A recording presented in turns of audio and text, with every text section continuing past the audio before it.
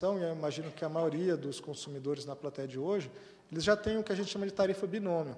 Você tem uma tarifa para pagar fio, que é a TUSD ou a TUST, que é a tarifa de uso do sistema de distribuição ou de transmissão, e paga pela energia elétrica. Mas boa parte do mercado, o residencial e comercial, ele paga uma tarifa única para fio e energia.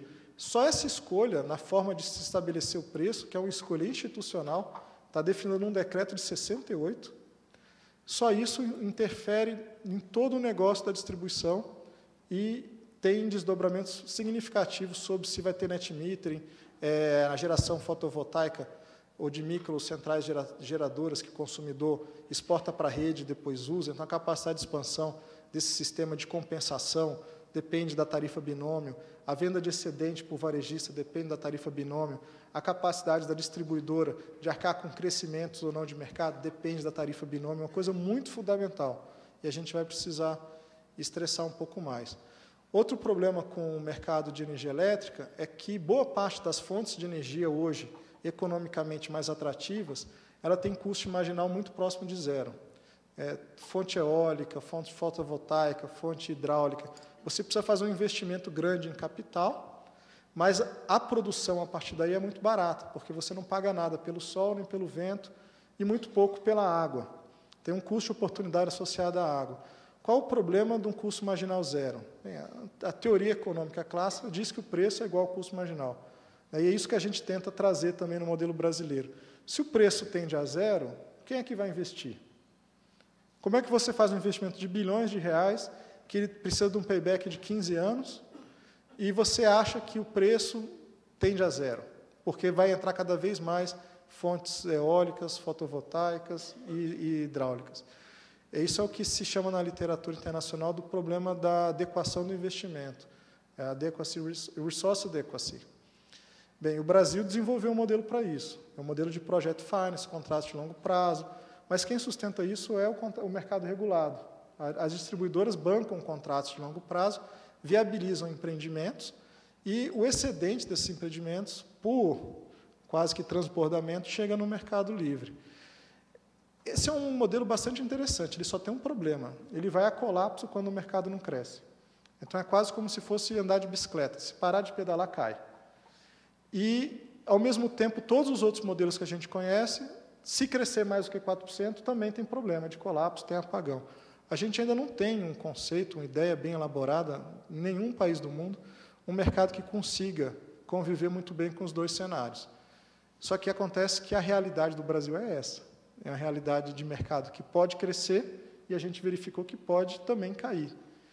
Então, ao longo dos últimos 10 anos, cresceu uma taxa de 5% ao ano e, nos últimos 2 anos, caiu.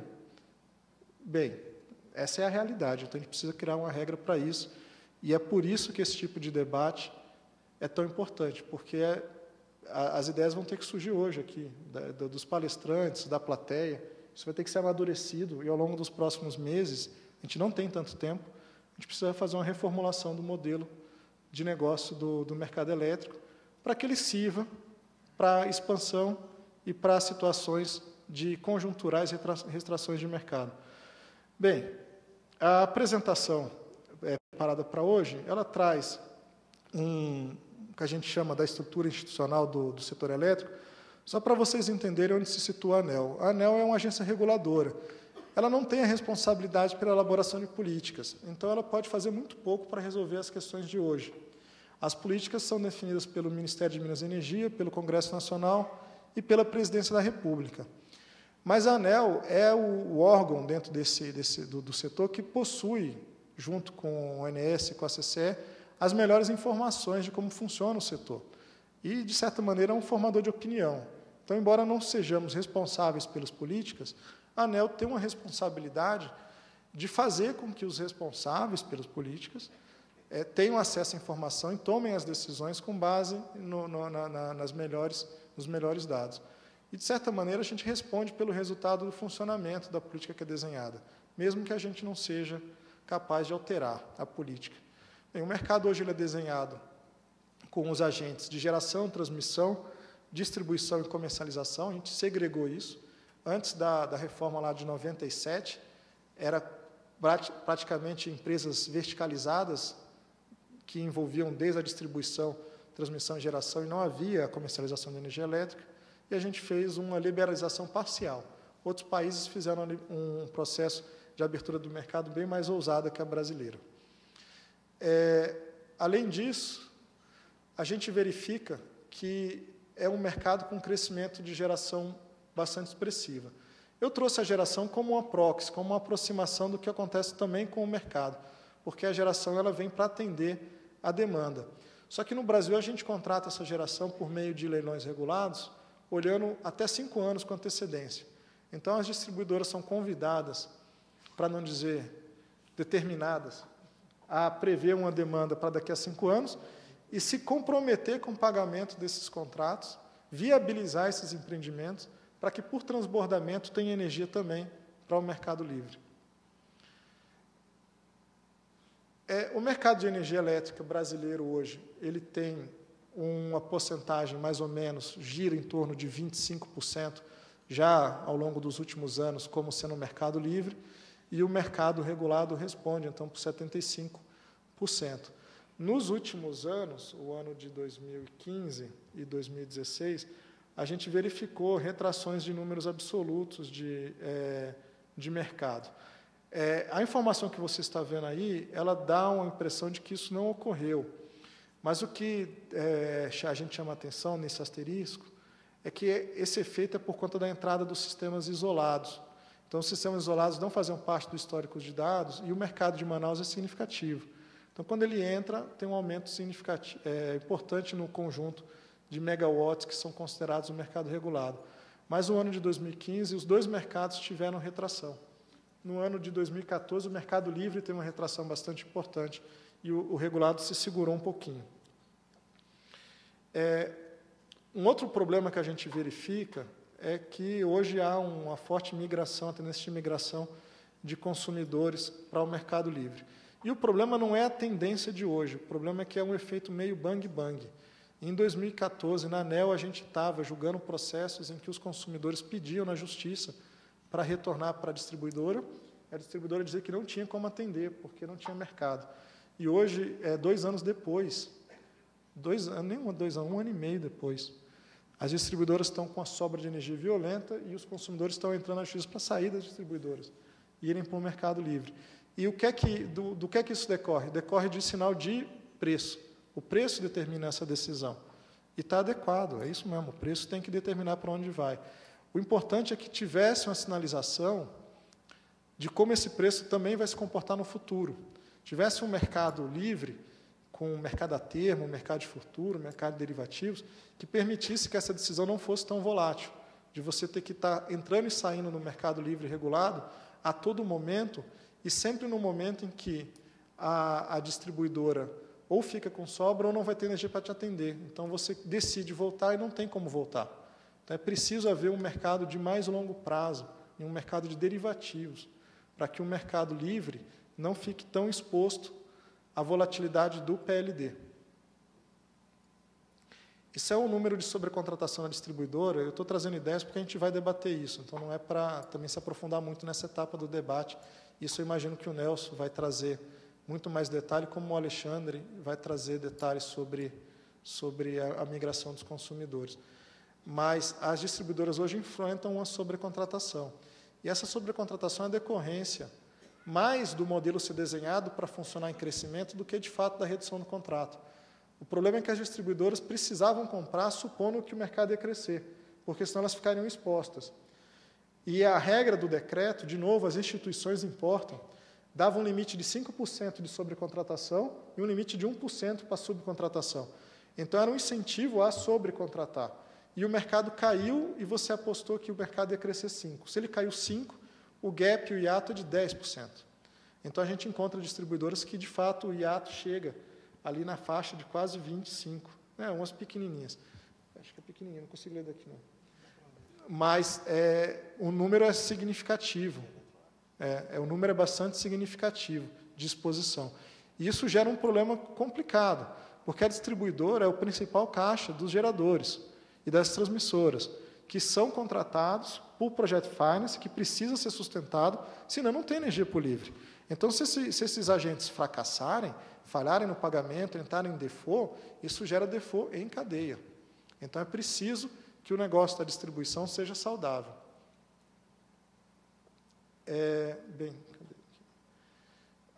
Outra coisa, que a gente trata uma questão dos encargos e subsídios, isso é um monte de texto, a gente pode resumir da seguinte maneira. O peso dos encargos hoje, nesse patamar de 13 bilhões, e podendo ir também com 39 bilhões por conta da conta CR, 13 bilhões de CDE é quase a parcela B das distribuidoras, que é a parcela B, o que sobra para a distribuidora. A gente está falando que o encargo tem o peso da remuneração de todo o serviço de fio. Todo o serviço de fio, operação e manutenção. Então, está muito pesado, isso precisa ser revisto. E a forma de pagamento dos encargos, quando a gente diz rever, é justo pagar? É a primeira pergunta. Bem, é justo pagar. Por quanto tempo a gente vai pagar? Definindo isso, quem vai pagar? Porque a forma de distribuição do encargo afeta o preço percebido. E o preço percebido é o sinal para você ficar... E tem uma premissa legal estabelecida, lá na Lei 9074, que o exercício da opção para o mercado livre não deve causar prejuízo para o mercado regulado. Isso é uma coisa muito complicada de você implantar, porque a leitura ao pé da letra inviabiliza o mercado livre, porque sempre que você sai, você deixa uma conta para ser paga, que vai ter que pagar fio, só que no universo menor de consumidores. De novo, a tarifa binômio. Se você não arrumar a tarifa binômio, no caso da alta tensão dos senhores, isso está mais tranquilo. Mas e os consumidores que estão instalando painéis fotovoltaicos em casa? Eu sou um deles, eu não estou mais pagando fio. Por quê? Porque o sinal de preço é esse, é a lógica do mercado. Então, é preciso dar uma olhada nisso, inclusive na divisão dos encargos, quem é que paga o quê, para que a escolha entre ficar no livre e no regulado seja uma escolha estrutural, endógena. Endógena é preço natural de mercado, não seja algo influenciado pela política de ocasião. Então, é isso. O que é que a gente precisa fazer? Primeiro, sinal de preço. Mercado só funciona se o sinal de preço for adequado. Hoje, a gente opera pelo modelo de sistema computacional. Está adequado o nosso modelo de sistema computacional? A ANEEL começou a ficar muito preocupada, porque o ano de 2016 aponta para o armazenamento, lá em dezembro, muito semelhante com o armazenamento que terminou em 2015. Só que o cenário de preço está completamente diferente. Então, o fato do mercado estar menor tem gerado sinais de PLD muito mais baixos do que os verificados em 2015. E a gente começou a investigar se são consistentes esses sinais. A primeira conclusão nossa é que tinha algum problema na representação de defluências e de vazões mínimas no Rio São Francisco e lá em Tucuruí. Então, isso foi adequado, já influenciou no CMO desse mês, acho que esse último já está influenciando. No PMO dessa semana, o PMO já está com essa defluência. A outra que a gente percebeu é que os valores que a gente introduziu no modelo para representar risco, que é aquele CVAR, que é Conditional Value at Risk, tem lá os fatores lá para você medir isso, eles não se aplicam para os cenários hidrológicos que a gente está vivendo. Simplesmente não dá sinal nenhum. Então, é preciso rever, mas isso é um pouco mais complicado. Outras coisas que a gente identifica, que pode melhorar na forma de modelagem de preço computacional, que a gente depois pode aprofundar no debate. Mas eu, até particularmente, aí é disclaimer, como sugerido pelo professor Dorel, não é a ANEEL, esse é o Tiago falando, eu acho que a gente podia pensar em migrar do modelo computacional para a BID, para um mercado de verdade com preços de oferta. Eu acho que é possível conciliar preços de oferta com um parque gerador hidrelétrico em cascata. O argumento principal para se usar modelo matemático no Brasil é que, se você tem usinas em cascata, a decisão de um gerador na cascata afeta de todos os outros que estão para baixo, que vão receber a água dele, ou que não vão receber a água dele, e essa operação poderia não ser ótima. Aí se opta por um modelo de despacho centralizado. Mas eu acho que hoje, várias teses e estudos que eu já li, principalmente de pessoas tentando usar o modelo brasileiro lá fora também, já dá para trabalhar com o modelo de despacho centralizado com preço formado por mercado. Então, isso seria uma posição do Tiago, não da ANEEL. Lembrando que a nossa missão, a missão da ANEEL, é exatamente o que a gente está discutindo hoje. é proporcionar condições favoráveis para que o mercado, veja a palavra mercado, de energia elétrica se desenvolva em equilíbrio entre os agentes em benefício da sociedade. Era a minha palavra. Muito obrigado.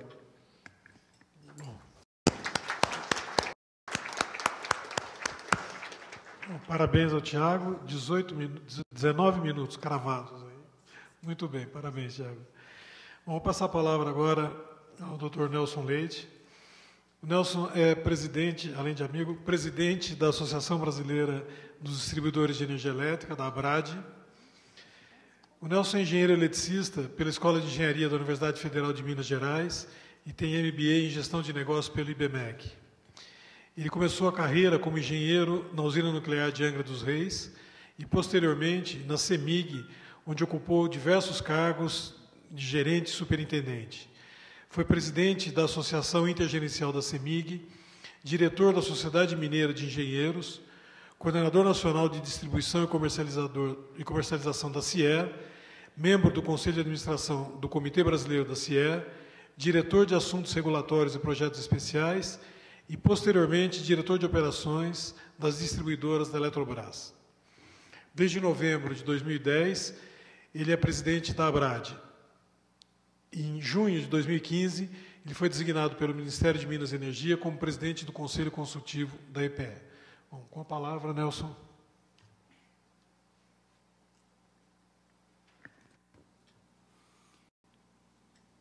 Boa tarde a todos. Eu queria, em primeiro lugar, manifestar aqui os agradecimentos ao Departamento de Infraestrutura da Fiesp pelo convite para participar desse evento e cumprimentar aqui, na pessoa do Ricardo Lima, todos os componentes desse painel de debates.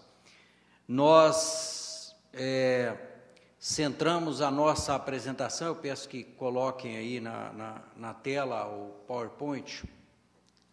Nós centramos a nossa apresentação numa análise que nós fizemos de um projeto de lei que está na Câmara dos Deputados, o projeto de lei 1917, que trata da ampliação do mercado livre no Brasil. Como o tema aqui do painel é perspectivas de médio e longo prazo para o mercado livre de energia, nós achamos que seria interessante apontarmos quais são as barreiras existentes no modelo institucional do setor elétrico brasileiro que dificultam, no nosso ponto de vista, essa expansão do mercado livre. Ou seja, a Associação Brasileira de Distribuidores de Energia Elétrica não é contra nem a favor essa expansão do mercado livre, mas quer mostrar algumas barreiras,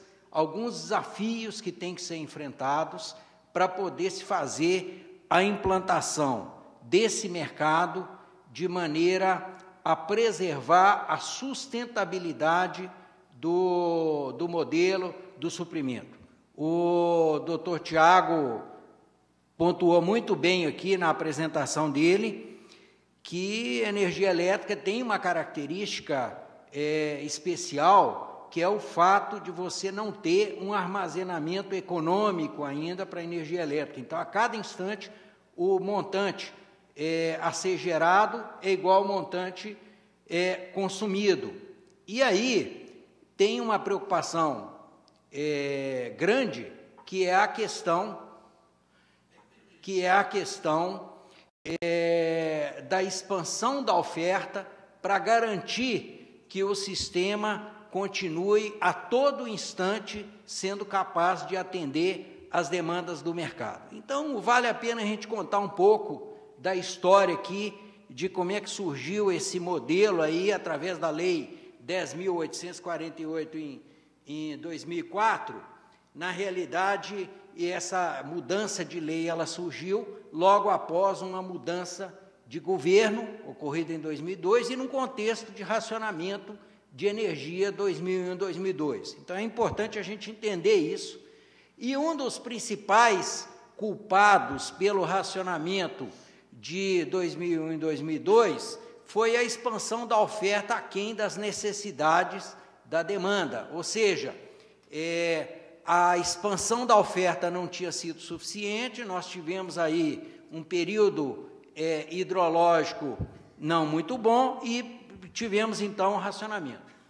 Essas causas alegadas para o racionamento seria a inexistência de um órgão responsável pelas decisões sobre a segurança de suprimento, do planejamento estruturado do setor elétrico, bem como a inviabilidade de financiamento de longo prazo no modelo que estimulava o mercado livre, e o mercado não estaria dando o sinal adequado para os agentes investirem em geração e fazerem uma expansão de geração a longo prazo. Com isso aí, em função dessa reforma do modelo de 2004, nós tivemos a criação do CMSE, da EPE, bem como a obrigação de contratação das distribuidoras para atender 100% do seu mercado. Ou seja, o lastro de expansão da geração se dá pelos recebíveis das distribuidoras. Esses recebíveis, para fins de financiamento, devem ser firmes. Por isso, o mercado cativo é fundamental para garantir a expansão da oferta no modelo atual. As distribuidoras são, pelo menos deveriam ser, meros intermediários dessa solução. O doutor Tiago já comentou isso aqui com outras palavras. Então, a contratação da energia através de leilões organizados pelo governo visa maximizar a competição em prol da modicidade tarifária. Nós poderíamos dizer que o modelo de 2004 ele foi calcado em cima de 3 pilares. O pilar da segurança de suprimento, o pilar da modicidade tarifária e o pilar da universalização do atendimento. Bom, essa figura aqui é para mostrar esse mecanismo de garantia de expansão da geração, implantada em 2004, quando as distribuidoras, então, assumiram esse papel de garantir a expansão da oferta de energia. E é interessante que a distribuidora tem esse papel de garantir a oferta da expansão de energia e de comercializar a energia no ambiente regulado, mas a distribuidora não ganha nada para isso. Ela, na realidade, ela tem uma série de riscos que ela assume e, do ponto de vista das distribuidoras, é um negócio que ela pode perder, mas dificilmente ela vai ganhar com esse modelo aí. O modelo ele consiste numa previsão da necessidade de energia para os próximos 5 anos, feito pela distribuidora, com base nas premissas aí de crescimento do mercado, de entrada de novos consumidores, de uma série de parâmetros e sinais recebidos do próprio governo, que a distribuidora faz, então, essa previsão do consumo.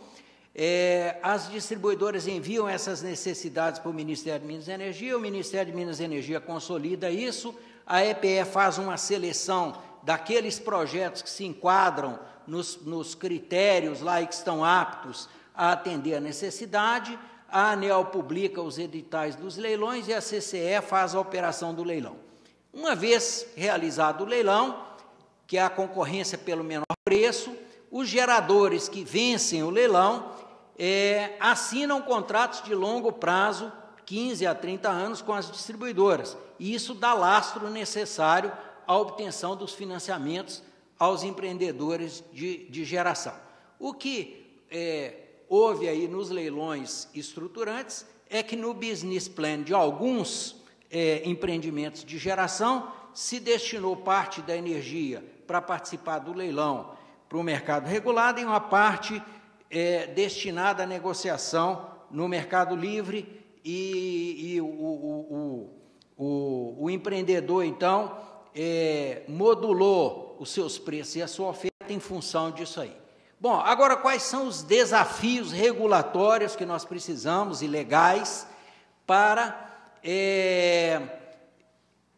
liberação do mercado, ou para expansão do mercado livre? O primeiro, analisando aí o que consta nesse projeto de lei 1917, tem um nome, um termo que se usa no projeto, que é a chamada portabilidade da conta de luz, que nós achamos que é uma impropriedade falar em portabilidade da conta de luz, porque se remete ao que ocorreu na telefonia, e o mercado de energia elétrica é totalmente diferente do mercado de telefonia, ou seja, a expansão do mercado livre não livra o consumidor do uso da rede das distribuidoras, ou seja, ele vai continuar a usar a rede da distribuidora.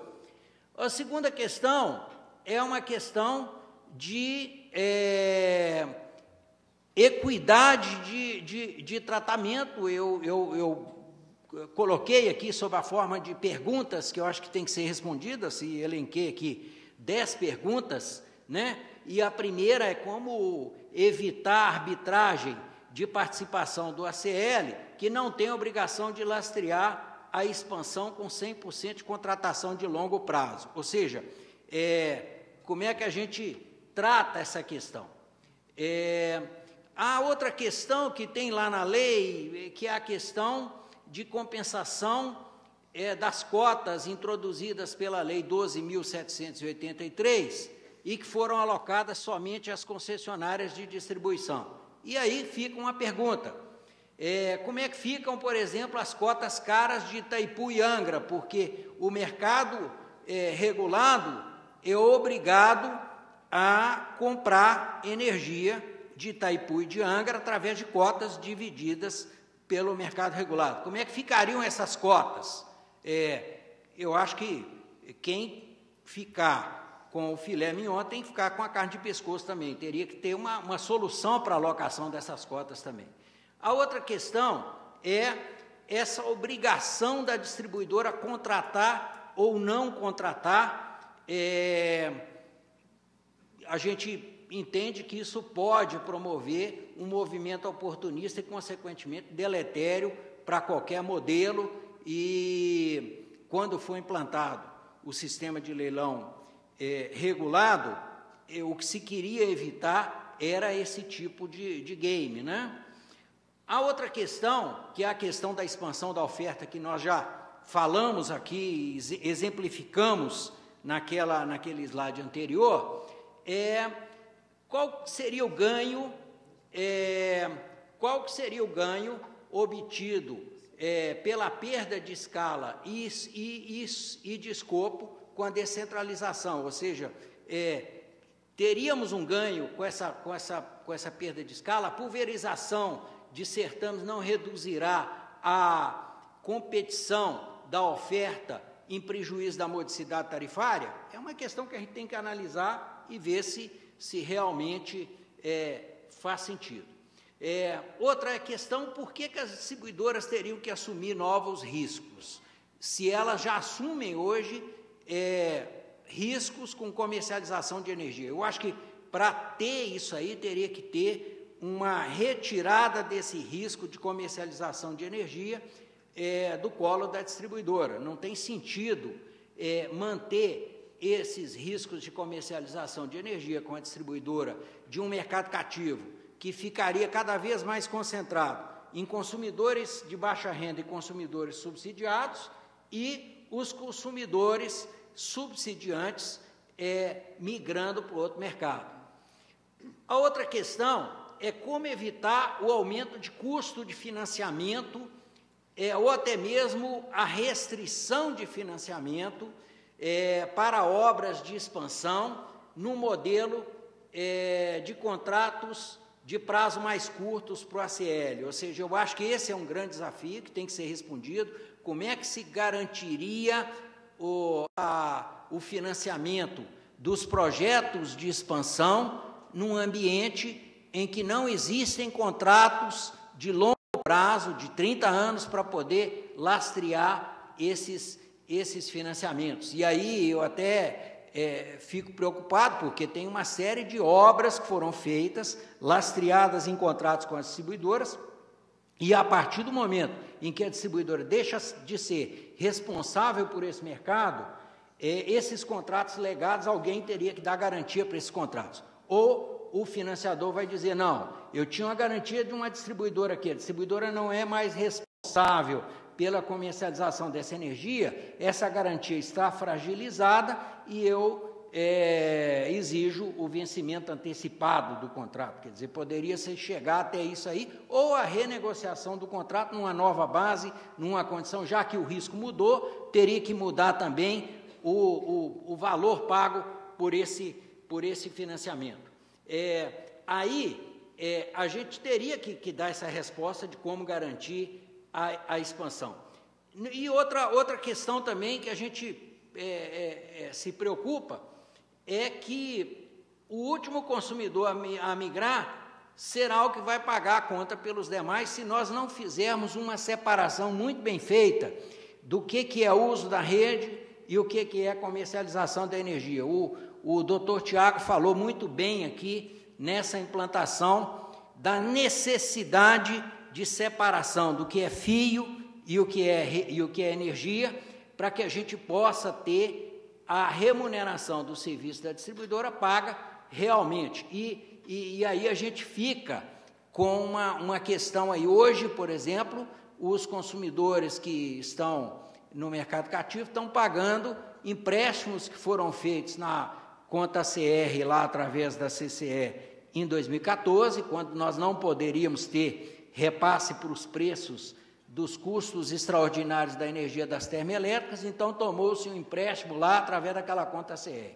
Esse empréstimo está sendo pago pelos consumidores do mercado cativo, e eu acredito que, num caso de migração, os consumidores remanescentes, o último consumidor remanescente seria o que pagaria a conta. Eu costumo comparar que é igual uma turma que vai para um boteco e vai saindo um e não paga, sai outro, não paga, sai outro, e o último que fica paga a conta sozinho, né? Esse caso desses empréstimos aí do passado, essa seria o ponto de preocupação. Outra questão é a questão da política de subsídios.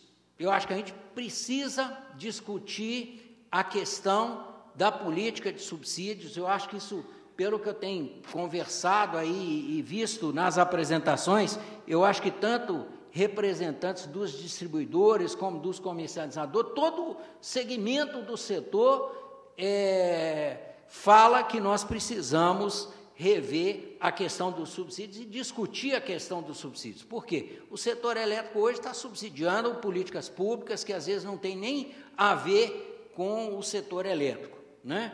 E outra é a questão do custo, da responsabilidade pelo custo de perdas técnicas e não técnicas. Quem que vai ser responsável pelos custos de perdas técnicas e não técnicas nesse modelo de comercialização integralmente livre? E outra questão é a questão do tratamento da base de tributação, principalmente de ICMS, da compra de energia dos consumidores. Eu não sei como é que a gente trataria isso, teria que ser discutido também um mecanismo para isso aí.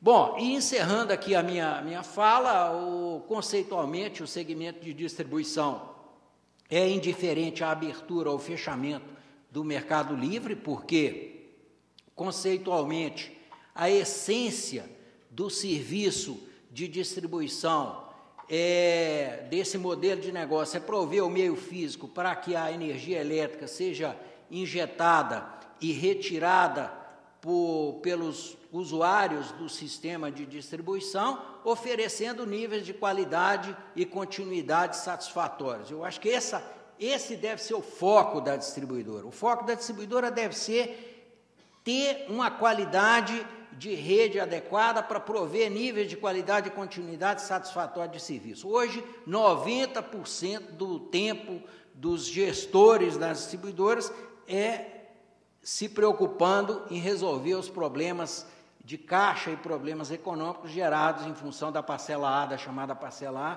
que não agrega nada para a distribuidora porque é pass-through. Bom, nesse atual modelo, nós temos ainda a função de lastrear os contratos de longo prazo com os geradores para garantir a expansão da oferta de energia em benefício da sociedade. Por isso, as alterações regulatórias e legais que venham a dinamizar o mercado livre devem observar essa função para não prejudicar as necessidades, os concessionários e os consumidores remanescentes. Eu acho que tem que ter um equilíbrio aí, tem que se fazer essa mudança de forma planejada para que os consumidores remanescentes não sejam prejudicados. Assim, deve-se garantir a viabilidade do serviço público de distribuição de energia elétrica e a sua capacidade de investimento para que consiga fazer os investimentos necessários à modernização das redes e a entregar uma energia com qualidade. Eu acho que até para viabilizar uma plataforma necessária a esse ambiente livre em toda a sua plenitude, é necessária a implantação de um sistema de redes elétricas inteligentes e uma modernização das redes com um sistema de sensores espalhados aí pela rede que permita um controle melhor, até porque esse sistema necessitaria um controle mais adequado e mais em tempo real. Para isso, a gente precisaria implantar um sistema de redes inteligentes, o que demanda investimentos, e as distribuidoras, hoje, por uma série de motivos aí já notórios, né, têm dificuldades de caixa para fazer e de alavancar, de contrair empréstimos para fazer os investimentos necessários para a modernização. Então, eu acho que uma das bandeiras que a gente deve ter primeiro, separar o que é fio, o que é energia. Segundo, focar em investimentos transformacionais na modernização das redes para que possamos atender esse novo ambiente. Era isso que eu queria apresentar. Muito obrigado aí pela atenção.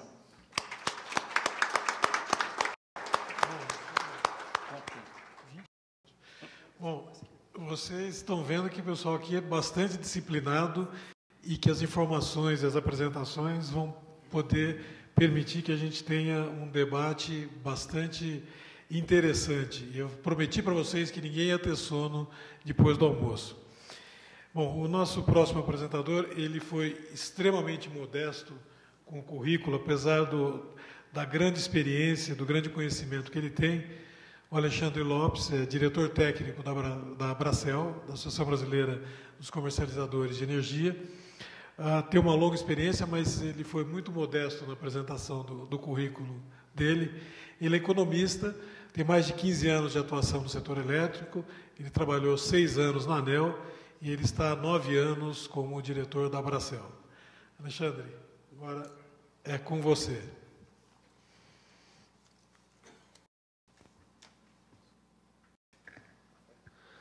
Bom, boa tarde a todos, obrigado, Ricardo. Aqui é um cumprimento aqui meus colegas de mesa, cumprimentar aqui também a equipe do DEINFRA, parabenizar por esse evento, acho que está uma oportunidade muito boa de debate, cumprimentar aqui o público presente e também os internautas aí que nos assistem à distância, né?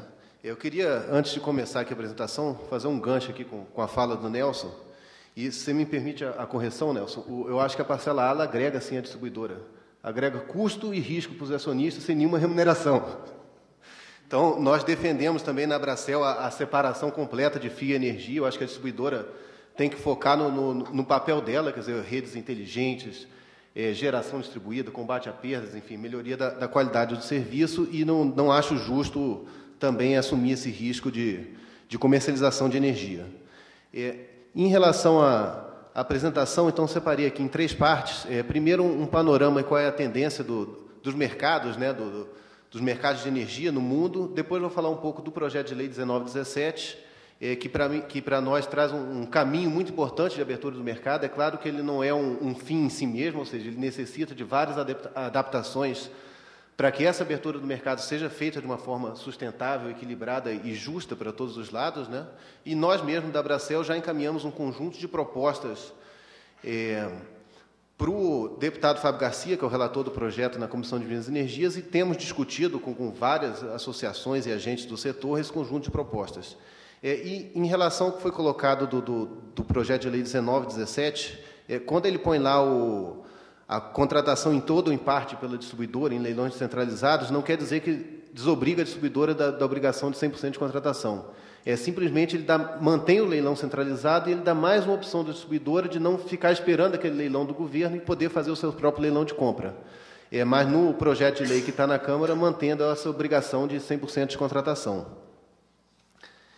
E um outro complemento aqui também, o termo portabilidade, eu concordo com o Nelson, que ele não é o termo tecnicamente mais adequado, mas é um termo que politicamente ganhou muita força pela presença desse conceito da portabilidade, principalmente essa comparação com o serviço de telefonia, que é totalmente diferente do setor elétrico, mas que eu acho que a possibilidade, eu sou da geração, ainda, apesar de ser pouco novo, eu sou da geração ainda que telefone fixo era um ativo que a gente declarava no imposto de renda, então, assim, eu acho que todos têm essa percepção do benefício que a liberdade de escolha trouxe para o setor de telefonia. E eu diria que no setor elétrico, a portabilidade que a gente fala, ela é muito melhor até do que o setor de telefonia. Primeiro porque a gente tem um número enorme de fornecedores na telefonia, eu tenho 3 ou 4 empresas para escolher, aqui eu tenho cerca de 1.500 agentes hoje habilitados a vender energia, sejam geradores ou comercializadores, são quase mais de 150 no mercado, e também porque a gente mantém o serviço, a qualidade do serviço da distribuidora. Feitas as considerações iniciais, essa não é a minha apresentação, desculpa. Essa é a do Reginaldo de manhã. É outra apresentação da Bracel. Mas vamos lá. Começando aqui, enquanto eles colocam a apresentação, a abertura dos mercados é uma tendência mundial. Vários países estão nessa linha. Esse movimento começou no meados da década de 90, e essa forte abertura dos mercados. Hoje, na Europa, todos os países são obrigatoriamente livres, inclusive o consumidor residencial, tanto energia elétrica quanto gás, isso por decisão da Comissão Europeia desde julho de 2007 e por decisão individual de alguns países muito antes ainda. O processo começou, principalmente nos países nórdicos, na década de 90 ainda. No Fórum Econômico Mundial, que foi realizado em Davos no ano passado, em janeiro do ano passado, teve um painel exclusivo sobre discussão sobre o futuro do setor de eletricidade e, basicamente, os caminhos que foram colocados ali. Energias renováveis, eu acho que é uma tendência mundial, é inegável. Abertura dos mercados de energia, dá esse poder de escolha para o consumidor e a participação ativa do consumidor. Então, os setores elétricos no mundo, eles estão migrando daquele setor tradicional onde você gera energia, transmite, distribui e entrega para o consumidor, que é passivo e simplesmente consome e paga a conta, para um modelo de participação ativa do consumidor, onde ele reage a sinais de preço, escolhe o seu próprio fornecedor, controla a sua demanda através de aplicativos pelo seu smartphone, onde ele gera a sua própria energia, enfim. Então, eu acho que o mundo está mudando, não só no setor de energia, mas no setor de produção, telecomunicações, acho que transportes, a gente vai chegar lá também, e o setor elétrico tem que acompanhar essas novas tecnologias. Conseguiram achar a apresentação aqui da apresentação? Tá bom. Então, a gente vai continuando aqui. Então, o projeto de lei 1917, ele traz um conjunto de diretrizes para o aprimoramento do modelo do setor elétrico. E aqui eu elencaria 5 diretrizes. Vamos passando aqui, obrigado. Então, aqui só mostrar o nosso quadro de associados, né? Na Bracel hoje tem 71 comercializadores associados, que representam 98% do mercado de comercialização de energia elétrica. Empresas aí de diferentes perfis e praticamente todo o setor elétrico brasileiro está aí presente, né? Aqui um pouco do que eu já passei, mudanças que estão acontecendo aí, a tendência mundial de abertura dos mercados e destacar aqui qual é o papel do regulador e dos governos também, que foi discutido lá, ou seja, os governos em garantir a estabilidade da legislação, das regras, para atrair investimentos, e os reguladores em precificar corretamente as externalidades e dar o sinal adequado para a eficiência do setor, tanto do ponto de vista da geração quanto do próprio consumo. Aqui o ranking da energia, a Bracel, no ranking aqui o Brasil, desculpa, no ranking do G20 aqui, está em 14º lugar hoje em abertura do mercado. Alguns países aqui, destacar o México, a Arábia Saudita, estão em processo de abertura do mercado, o próprio Japão, como resposta à necessidade de investimento, de substituição da energia nuclear, né, uma tendência, uma diretriz de abrir todo o seu mercado até o final da década também. Aqui no ranking da América Latina, o Brasil está em 10º lugar, muito em breve será ultrapassado pelo México também, mas continuamos, diferentemente da Copa América, na frente da Argentina ainda. Mas, lembrando que a Argentina foi um país que fechou o mercado, um governo que tinha uma diretriz diferente, mas que está passando também por uma reforma aí importante e que certamente vai chegar no setor de energia também. Aqui um pouco dos dados nos Estados Unidos, que mostram um estudo feito pela Compete Coalition, uma think tank americana, independente, comparando o que aconteceu com o preço da energia nos estados que abriram o mercado e que não abriram o mercado, isso nos últimos 17 anos.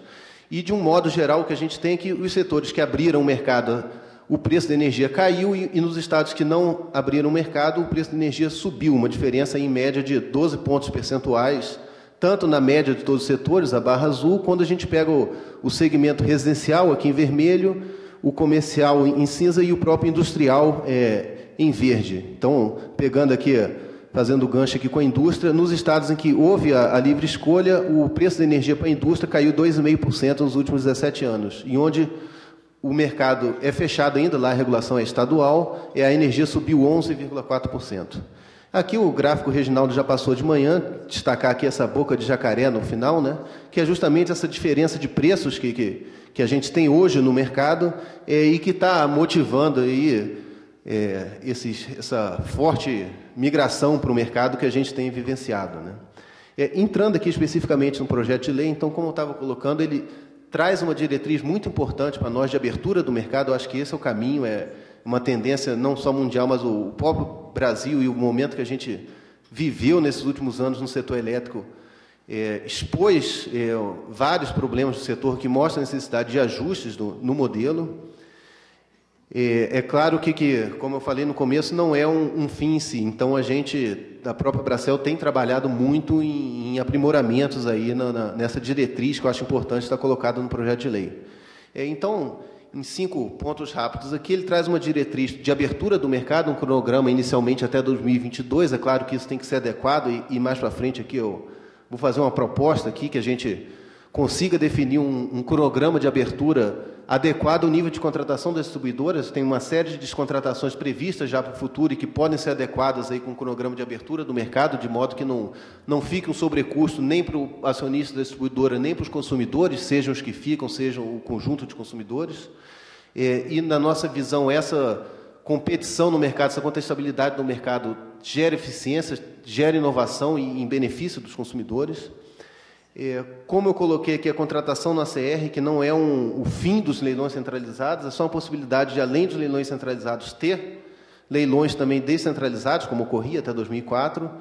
Uma diretriz aqui para as concessões de hidrelétricas vincendas, para que esse benefício econômico, diferentemente da MP 579, embora tenha a virtude de ter ficado no setor elétrico, ele seja destinado de forma isonômica, tanto para o consumidor cativo quanto o consumidor livre, e também que não perturbe o sinal de preço do mercado, que isso seja capturado e entregue para o consumidor, como o abatimento de encargos, por exemplo, que são pagos da mesma forma para consumidores livres e cativos. E que era a proposta inicial, praticamente, de todo o setor elétrico há cerca de 8 anos atrás, talvez 7, 8 anos atrás, mas que não foi implementada dessa forma. Em relação à formação de preços, como o Tiago até pontuou aqui, uma posição pessoal dele, ele traz também essa diretriz de abertura de formação de preço via oferta e demanda dos agentes de mercado e um conjunto de diretrizes aí também que visam a transparência, a participação, a discussão e a estabilidade regulatória, como análise de impacto regulatório que a ANEEL já implementa por uma decisão própria para outros atos do governo, por exemplo, do Ministério de Minas e Energia ou projetos de lei, e também participação dos agentes setoriais nos comitês, seja CNPE, CMSE, CEPAMP, enfim, para dar mais transparência, mais ampliar a discussão.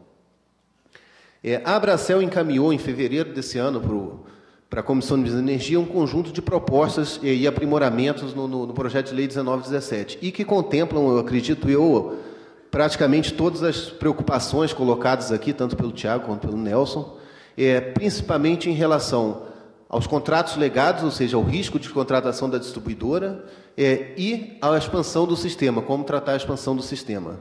Então, basicamente, o conjunto de aprimoramentos que a Bracel propôs ali, uma separação entre lastro e energia, o que facilita muito o desenvolvimento de produtos financeiros, foi discutido aqui pela manhã e me parece ser uma tendência também importante para o setor elétrico e muito benéfica para todos, inclusive para a questão da expansão do sistema também. A questão da expansão, seguindo um pouco o modelo aí adotado em outros países, inclusive países emergentes, um mercado de capacidade, onde você não precisaria de um PPA engessado de 30 anos indexado ao IPCA sem nenhuma revisão no meio do período, como a gente tem hoje, que se por um lado ele é muito atrativo para o investidor e garante a expansão, por outro lado ele tem um custo para o consumidor. Eu acredito aqui que nenhum consumidor aqui compra qualquer insumo que seja para a sua produção num contrato de 30 anos indexado sem nenhum ajuste, nenhuma revisão no meio do caminho. O tratamento dos contratos legados, a gente entende que esse custo não deve ficar com a distribuidora e nem com o consumidor remanescente. E aqui, quando a gente fala em tratamento dos contratos legados, regulatoriamente esse risco não tem que estar com a distribuidora, mas todos os mecanismos para evitar esses sobrecustos têm que ser tratados, e aí essa compatibilização do cronograma que eu vou falar um pouquinho mais à frente. Concordando aqui com o Nelson e com o Tiago também, a gente estava conversando ali fora, a criação de uma tarifa binômia para consumidores de baixa tensão, o próprio cálculo da tarifa já é feito assim hoje, a Nelson não pode aplicar a tarifa dessa forma, e eu acho também que é consenso no setor uma reavaliação dos encargos setoriais e dos subsídios presentes no setor. Passando rapidamente aqui, então, eu vou pular um pouco aqui, porque senão não vou cumprir, igual os meus colegas aqui, o tempo estipulado. Mas todos os países trabalham com o conceito de que você tem que ter capacidade instalada suficiente para atender o seu mercado. E isso não de uma forma via contratos, onde no Brasil o consumo tem que ser lastreado em contratos e o contrato lastreado em usinas. Em outros países, não. Você tem uma expansão centralizada, onde você garante que o consumo é lastreado em usina, e isso é feito através de um contrato de capacidade, que é a proposta que a gente apresentou, vou falar um pouco mais à frente. Aqui falando então um pouco do mercado de energia e de lastro, né, isso fica muito evidente na negociação de curto prazo, quando você tem ali um PLD mais um spread, esse spread nada mais é do que o custo do lastro, que está incorporado, embutido naturalmente nos preços dos contratos de longo prazo, principalmente quando estão atrelados aí a novos investimentos, né? Um pouco de como é o modelo de expansão hoje, acho que já foi muito bem pontuado aqui. Só destacar alguns pontos. Primeiro, foi discutido aqui no painel da manhã a questão das energias renováveis, né? Destacar que o mercado livre hoje é o grande vetor das energias renováveis, em média, quase 60% de toda a geração, se a gente pegar PCH, gás, eólica e biomassa, está alocada no mercado livre, em especial biomassa e PCH, mais de 2/3 da energia está hoje alocada no mercado livre, muito em função, é claro, da política de subsídios que existe para essas fontes no mercado livre. E, de um modo geral, por incrível que pareça, segundo dados da própria ANEEL, o boletim de expansão da ANEEL, cerca de 24% ou 25% de toda a expansão de 2005 para cá foi destinada ao mercado livre. É claro que esse número não se sustenta por si só, porque parte dessa expansão são grandes projetos em que o mercado livre teve uma destinação, né, dessa energia, e mesmo em pequenos projetos, alguns projetos ali ancorados, muitas vezes, numa venda parcial no leilão, mas, na média, o mercado livre tem participado da expansão. A Abracel tem trabalhado muito nessa questão, junto ao BNDES, para desenvolver um modelo de financiamento que se adequa à lógica do mercado livre. A gente tem trabalhado num modelo de recebíveis rolantes, não vou entrar em detalhes aqui, que não teria tempo, mas que foi muito bem aceito pelo BNDES, foi quase uma dezena de reuniões nós tivemos no ano passado, e estamos com o modelo pronto. Vamos agora pegar 1 ou 2 projetos pilotos para viabilizar investimentos via Mercado Livre, com financiamento do BNDES, numa lógica que se adeque à contratação do Mercado Livre. Como foi visto aqui de manhã, tem muitos contratos de 5, 6 anos, mas, é claro, não terá contratos de 20 ou de 30 anos.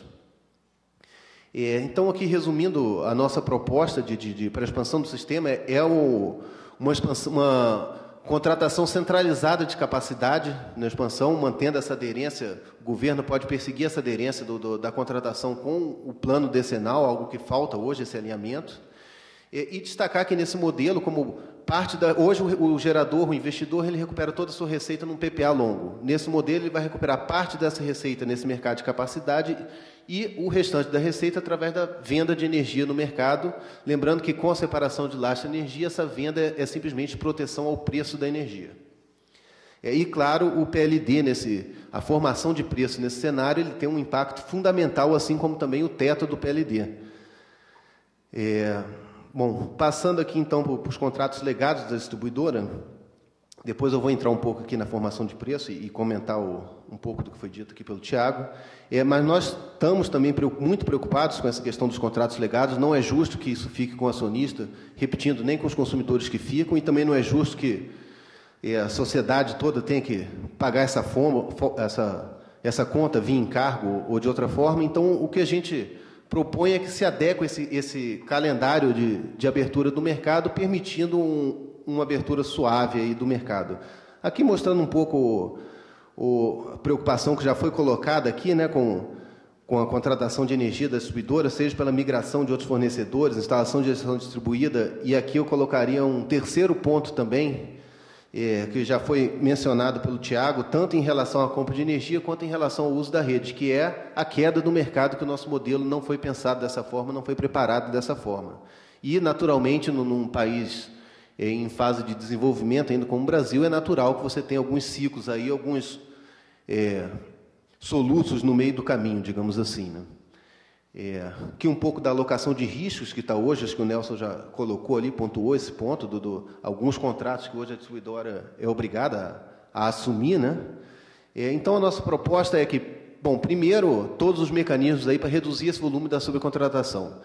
Havendo essa sobrecontratação, que a distribuidora possa vender essa energia no mercado através de leilões públicos, assim como ela compra leilões públicos. Isso, na nossa visão, poderia ser aplicado não só numa futura abertura do mercado, mas sobre a contratação que existe hoje na distribuidora. Então, em vez do acionista que já assume esse risco, ter a única opção de liquidar a PLD, essa energia, que ele pudesse vender excedentes, ter uma receita maior e mais previsível. E se tiver uma receita maior também na parte abaixo de 5%, isso, claro, tem que ser do consumidor cativo. Passando um pouco aqui, então, eu queria destacar as janelas de oportunidade que a gente tem com a abertura do mercado e destacar 3 pontos aqui, 3 datas que eu acho que são fundamentais. Primeiro, os contratos de energia existente. Nós temos aí mais de 3 gigawatts médio de energia existente que vencem esses contratos até 2019, então já tem uma descontratação ali para frente. A partir de dezembro de 2022, os primeiros contratos por disponibilidade, que eram de 15 anos, já começam a ser encerrados, então a gente tem uma nova descontratação. E a energia de Itaipu, a partir de maio de 2023. Então, são 3 janelas aí de oportunidade, fora o próximo crescimento vegetativo da distribuidora, que ainda não foi contratada, essa expansão, que a gente tem aí oportunidades para casar essa abertura do mercado, que é a tendência, e sem solavancos aí no meio do caminho. Bom, outras propostas aqui que a Bracel já encaminhou também, concordando com a visão aqui do Tiago, a formação de preço. A nossa proposta é exatamente o que foi colocado aqui, uma formação de preço por oferta e demanda dos agentes no mercado, mas mantendo o despacho centralizado, a otimização da cascata pelo ONS, que acho que é um trabalho fundamental que é feito pelo operador. Isso é uma visão de longo prazo. Na visão de curto prazo, é claro que uma mudança dessa magnitude tem seu tempo de implementação, e a gente também defende na Bracel a revisão desses parâmetros hoje para aproximar o CMO formado por modelo do despacho real das usinas, ou seja, corrigir todos esses erros, além do ponto, ou esses aperfeiçoamentos, além dos pontos colocados pelo Tiago. Eu incluiria ali também a piso e teto do PLD. Eu acho que merece ser revisitado, principalmente uma discussão mais, digamos assim, não contaminada com a posição conjuntural dos agentes ou com a pressão para resolver um problema de curto prazo, mas dentro de uma visão de longo prazo. E também a questão do CEVAR. Me parece que não é só mexer em alfa e lambda que vai melhorar a nossa versão a risco dentro do modelo, até porque qual é o critério hoje, fazendo uma reflexão, um passo um pouco mais atrás, qual é o critério hoje de aversão a risco utilizado tanto pelo governo, tanto pelo operador?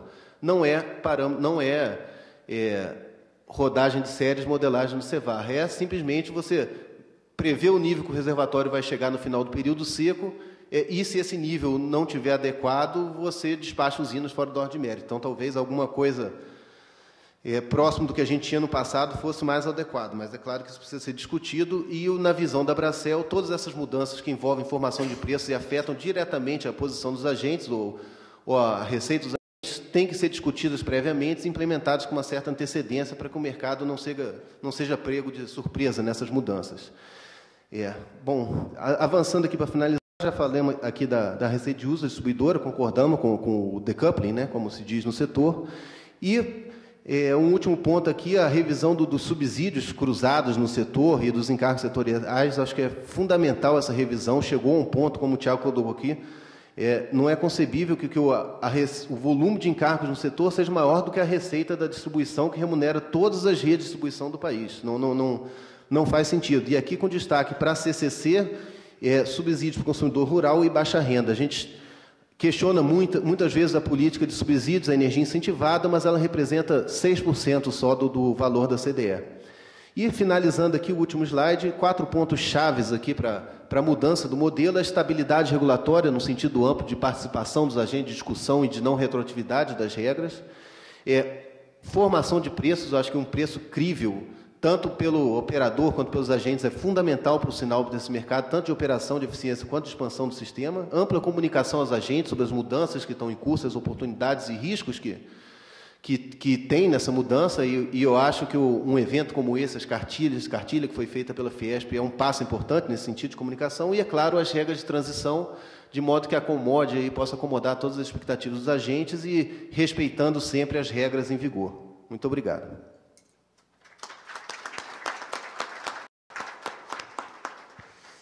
Muito obrigado, Alexandre. Também todo mundo hoje está bem comportado aqui com o tempo. Um minutinho só. Parabéns. Bom, vou passar a palavra, então, ao professor Dorel Soares Ramos, professor doutor da Universidade de São Paulo. Ele é graduado em Energia Elétrica pela USP em 1975, com mestrado em Engenharia Elétrica também pela USP e doutorado em Engenharia Elétrica também pela Universidade de São Paulo em 96. Atualmente, o Dorel é consultor em diversas empresas do setor elétrico, tendo sido diretor de regulação e diretor comercial das distribuidoras do Grupo EDP, Energias do Brasil, além de diretor de regulação da holding, também da EDP. O Dorel é professor doutor do Departamento de Engenharia de Energia e Automação Elétricas da Escola Politécnica da Universidade de São Paulo e é também sócio-administrador da MRTS Consultoria e Engenharia, tendo sido um dos formuladores do atual modelo institucional do setor elétrico brasileiro. Com um detalhe, só da parte boa do atual modelo. Tá? Hoje em dia precisa tomar esse cuidado, né, Ricardo? Em outros tempos, não, né? Não precisava fazer o disclaimer aí. Ok, obrigado, Ricardo. Boa tarde a todos. É uma satisfação estar aqui. Eu queria agradecer ao DEINFRA, da Fiesp, pela oportunidade de estar aqui participando desse evento em tão ilustre companhia.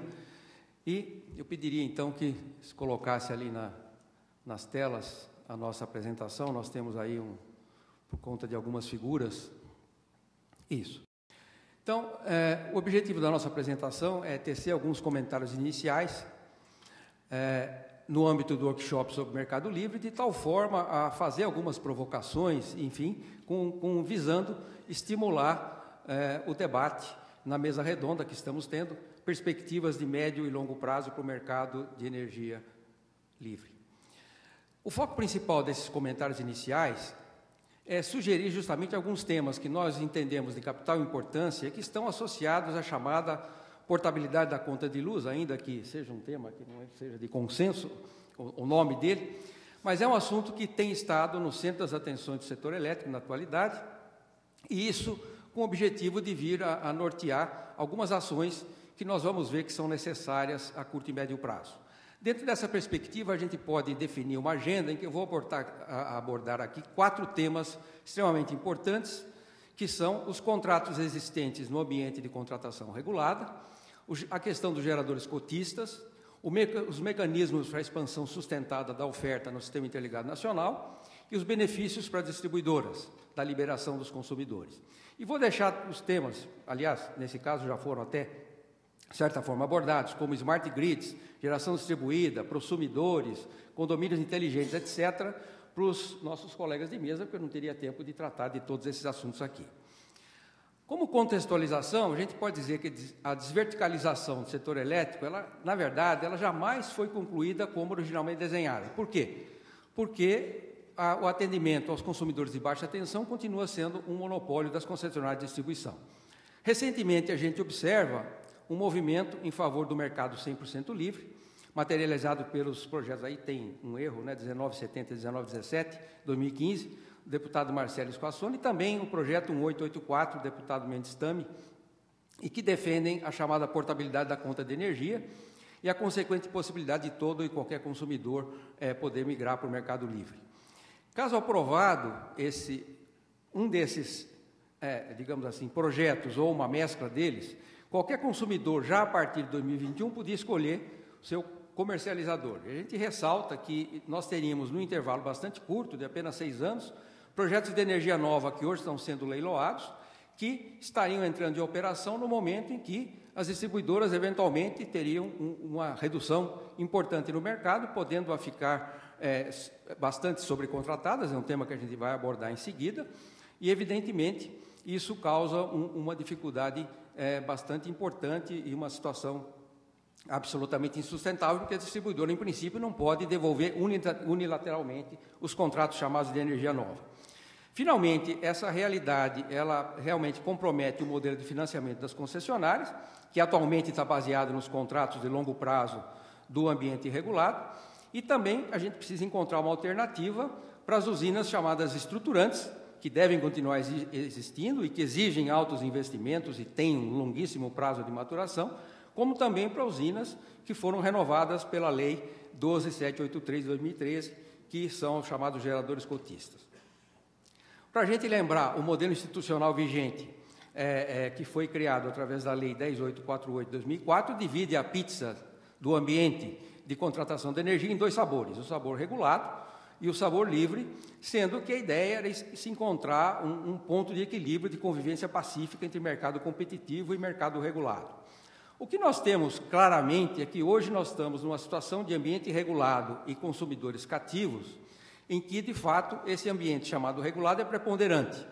Nós temos, ao longo do tempo, uma evolução desejada para se chegar a um único ambiente de contratação livre, com os consumidores totalmente livres, que é exatamente se a gente definir a portabilidade da conta de energia.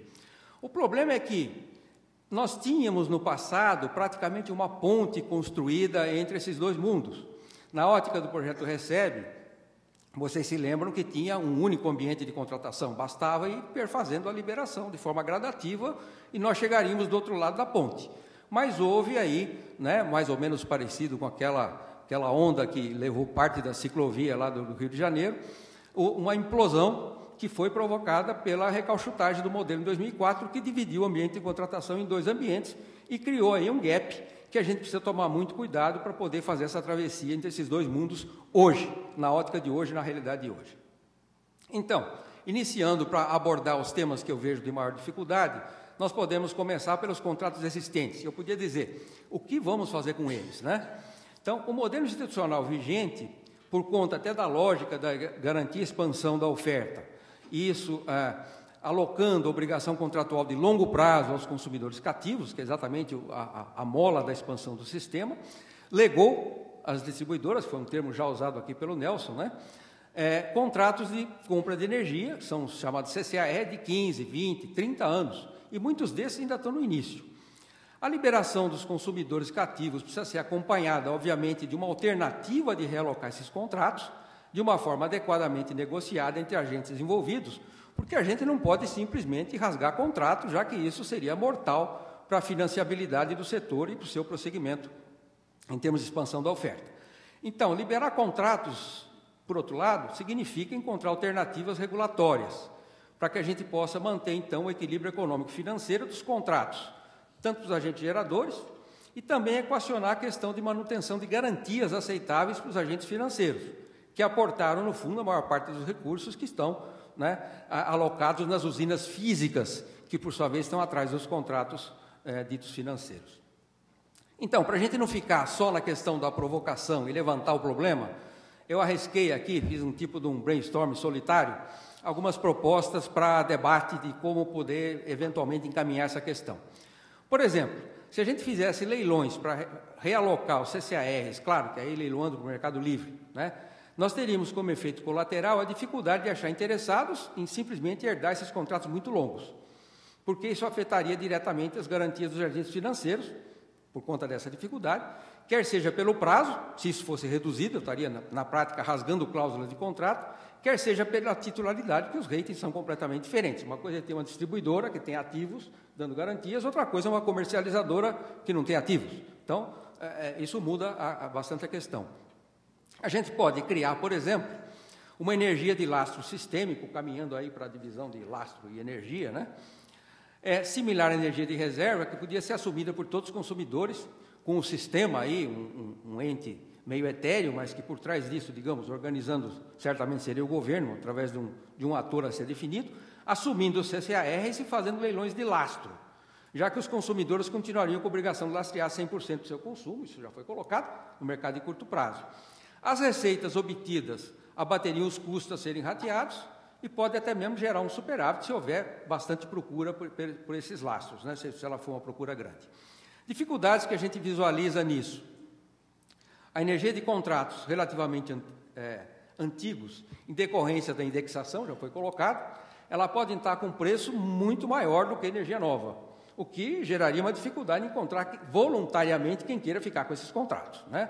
Teria que haver uma diluição e haver leilões em que você leiloa logo uma mescla, e não especificamente um contrato de uma certa usina. Mecanismo de alocação compulsória tipo Itaipu, por exemplo, resolve de um lado, que aloca na marra, mas vai afetar a tarifa dos consumidores que migraram há muito tempo. A questão é, será que esse efeito é significativo? Eu não sei dizer, precisaria estudar isso com bastante cuidado, a ponto de criar algumas reações exacerbadas que pudessem prejudicar o andamento do processo. Outro ponto de atenção que a gente precisa pensar são geradores cotistas, né? A famigerada MP 579 de 2012, depois foi transformada na Lei 12783 de 2013, e criou, que eu chamaria aqui de uma excrescência. Quem foi citado aqui no currículo foi um dos formuladores do modelo, foi uma verdadeira facada pelas costas, né? Porque criou o chamado gerador regulado, que é aquele que exige revisão tarifária na medida que ele tem regulação econômica, né? E é com a energia alocada compulsoriamente ao mercado regulado. Posteriormente, por outras razões, para reduzir o rombo nas contas públicas, o governo, precisando de dinheiro, criou a MP 688, que depois se transformou na Lei 13.203 de 2015, e criou o que eu brinco aqui de gerador meio cotista, porque ele é cotista por um lado, uma parte não é, e o governo não quis passar o recibo, que na verdade estava usando o modelo do governo anterior, né, que na hora de fazer a outorga de concessões, que era por quem pagasse mais. Então ele fez uma mescla e criou o gerador meio cotista. Dificuldades visualizadas. Eu entendo que são similares àquelas de alocar os CCARs existentes, no fundo isso são CCARs, né?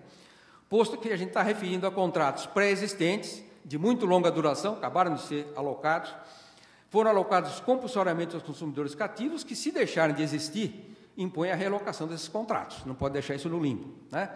E aqui, como a energia é barata, a assunção dos CCARs pelo chamado sistema e a realização de leilões de lastro não é difícil por um lado, porque são contratos baratos, já que tem ali só custo de operação e manutenção, não tem investimento a amortizar.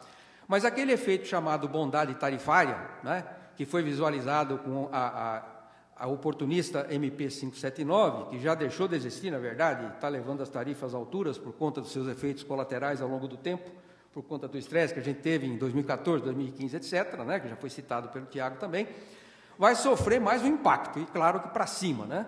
Na medida que a energia de cotas, na hora que você leiloa, ela vai tender a preço de mercado, e aí, inclusive, a energia existente, na hora que eu tiver um único ambiente, é como se previa, não recebe, não tem energia velha, energia nova, tem energia, simplesmente, e todo mundo mais ou menos mirando o custo marginal, né? Então, um ponto extremamente importante que vem logo em seguida é a garantia da expansão da oferta, que o Nelson também já pontuou, eu quero chamar a atenção de mais alguns detalhes, né? Por quê? A gente se lembra que o modelo RECEB de 98, ele se assentou basicamente em 3 pilares, né? O primeiro era a competição de possível, o segundo, regulamentação de necessária, que o ex-ministro Luiz Gomide traduzia muito bem com quanto mercado, quanto possível, tanto Estado quanto necessário, Estado só na medida do necessário, isso era um ponto, e tinha um terceiro pilar que estava meio escondido, que era a garantia da expansão com prevalência do capital privado. O que a gente não pode correr é o risco de esse terceiro pilar, que foi exatamente o que colapsou em 2001, 2002, ficou muito claro quando ocorreu o racionamento, muito mais por falta de investimento do que por uma severidade hidrológica. A gente não pode correr o risco de que isso aconteça novamente. E aí o cuidado que temos que ter na transição.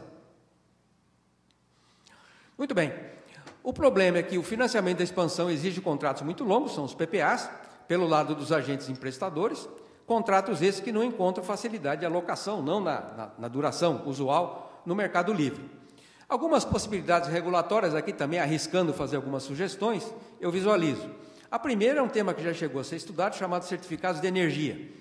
Você pode, por exemplo, criar montantes de oferta a serem leiloadas, o leilão de oferta seria por mercado livre, subdividido em certificados de energia, por exemplo, 1 megawatt médio, ou seja, pulverizado, com duração de, por exemplo, 20 anos, que é necessário, e ele seria alocado inicialmente aos agentes que declararam necessidade de aquisição, mas depois pode ser facilmente transferido a outro agente. Então, ninguém ficaria tão preocupado de pegar um certificado de 20 anos, porque, assim como a ação de uma empresa, que eu não sei quando ela vai acabar, na hora que eu decido, eu passo para frente, né?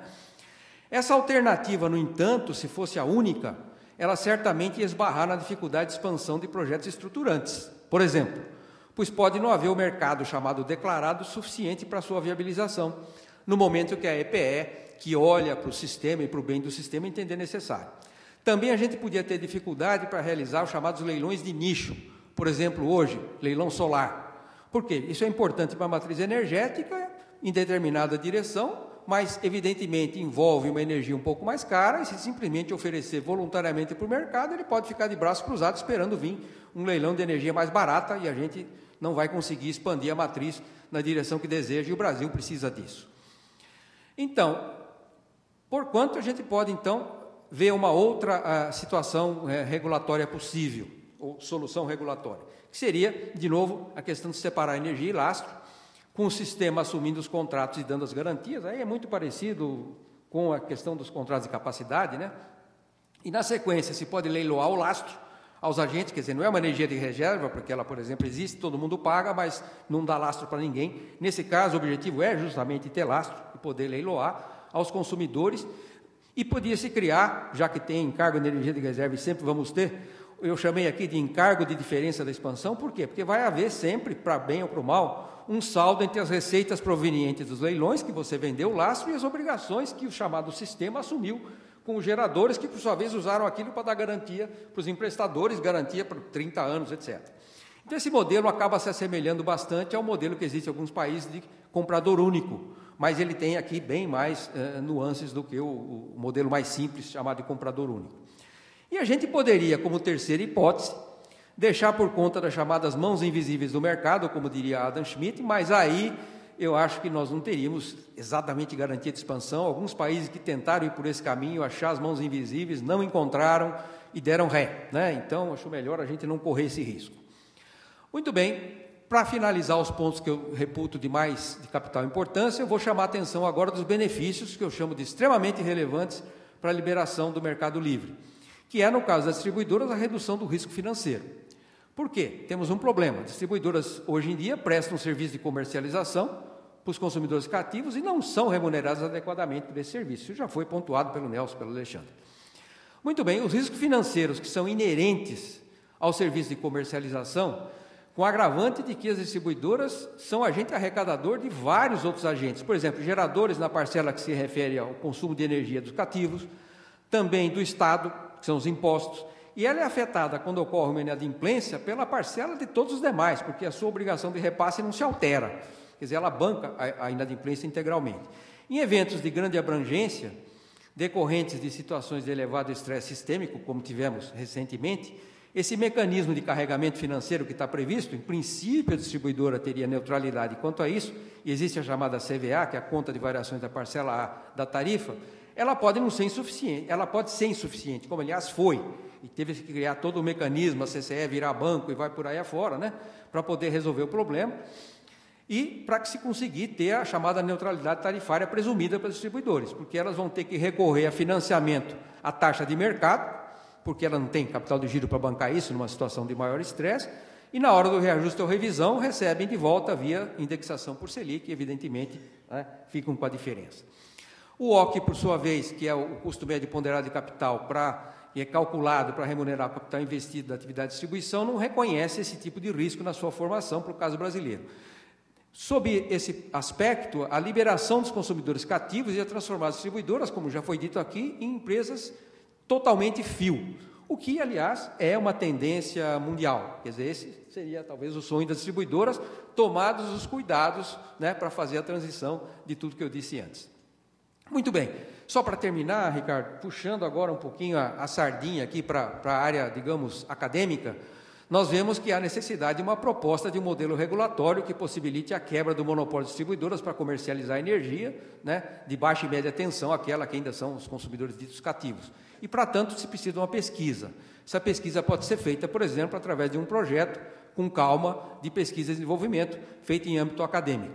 Então, dentro dos tópicos que eu reputo absolutamente necessários, está um estudo internacional de como os países que desregulamentaram em seus mercados elétricos garantiriam a expansão da oferta e das redes de transporte, garantindo também a manutenção do equilíbrio econômico-financeiro de todos os agentes, não só das distribuidoras, uma análise do impacto que esse modelo traria para as distribuidoras brasileiras no marco regulatório atual, quantificando ainda os contratos já firmados no ambiente regulado e que poderiam ser colocados em risco se fosse feita uma liberalização do mercado sem os devidos cuidados, a criação de uma metodologia transitória, segmentando as distribuidoras em fio e comercialização, que é justamente para permitir atravessar aquela parte da ponte que está rompida, a criação de uma metodologia tarifária definitiva, que dê à parcela de fio a segurança de recuperação dos investimentos realizados para a distribuidora, em um contexto em que já não subsistirá o risco de comercialização, porque ela já terá liberado os seus consumidores,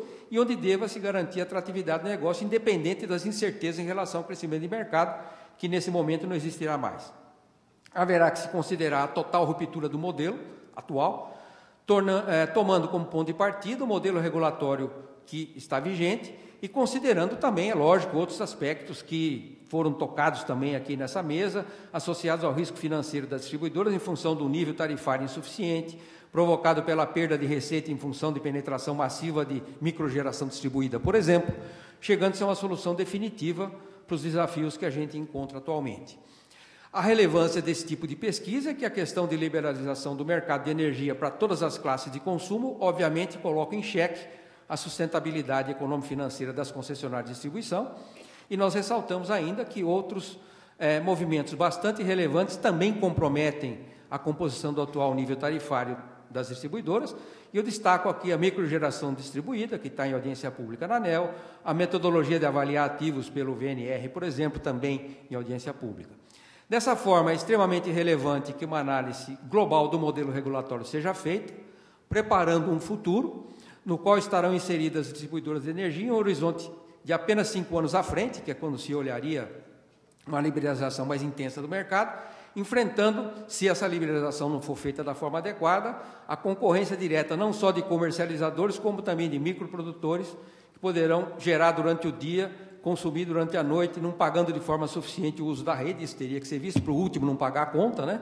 E, é claro, havendo aí a tarifa branca, que eu acho que já foi colocado, que é algo que não pode deixar de ter, né? Finalmente, como conclusão, meu último slide, faz-se então necessário criar um modelo de transição para o curto e para o médio prazo, um modelo definitivo para o longo prazo, quando o sistema elétrico brasileiro tiver um novo ponto de regime permanente, e aí provavelmente só novamente com um único ambiente de comercialização, que dê às distribuidoras, que é o agente, no fundo, mais afetado diretamente nessa transição, a garantia de recuperar os investimentos realizados, e além disso, deve ser retirado dessas empresas o risco associado ao crescimento de mercado, que hoje está a elas alocado explicitamente, que são os leilões de mercado regulado, de tal forma a garantir o fluxo de pagamento de todo o setor elétrico, já que hoje é exatamente através das distribuidoras que são as responsáveis por cobrar dos consumidores regulados, que é 70% do mercado, todos os custos de geração, transmissão, distribuição e encargo, para depois repassar aos demais agentes.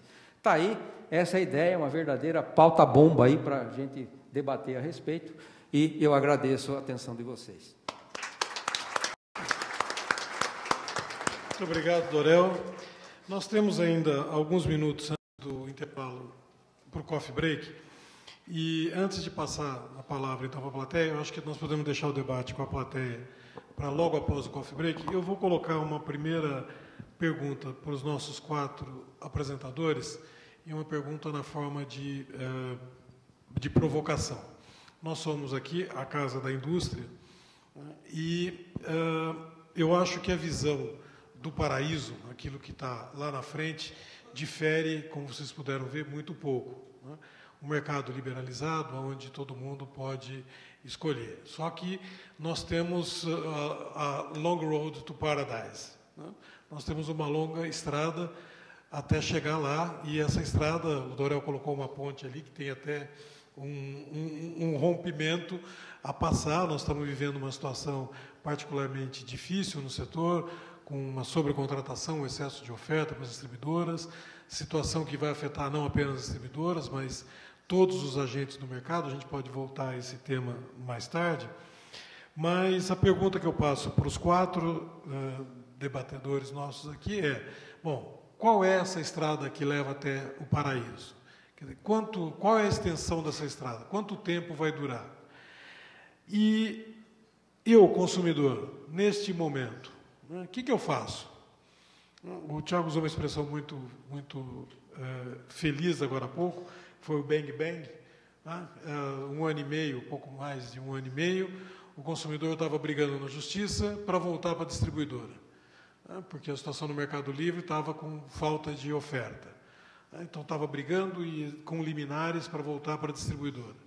Agora o consumidor está indo para a justiça para romper o seu contrato com a distribuidora. Bom, isso está sendo tomado muito no calor do sinal econômico que está sendo dado agora. Agora, nós temos um caminho à frente, nós temos alguns anos, nós estamos aqui para discutir o futuro do mercado, né? Bom, qual é, na opinião de cada um dos senhores, qual deve ser o comportamento? Qual é essa estrada? Quanto tempo essa estrada vai durar até nós chegarmos ao paraíso? E eu, consumidor, como que eu devo me comportar? Ou eu, agente de mercado, como eu devo me comportar até lá? Passo a palavra aí na ordem que cada um se sentir confortável. Vou começar, então. Bem, a gente tem hoje uma proposta de IPD estratégico dentro da ANEEL, professor Dorel, exatamente para estudar o modelo do setor elétrico. Essa proposta está sob minha relatoria. A gente adequou ela com o tema de modelo de negócios do setor elétrico, e as questões estruturais elas vão vir por parte, vão tangenciar, a gente vai ter que discutir, né? O modelo de negócio, para você poder detalhar, ele vai ter que discutir as questões físicas, né? A realidade ela se impõe. A ideia desse modelo seria a gente estar terminando um SPD estratégico no final de 2018.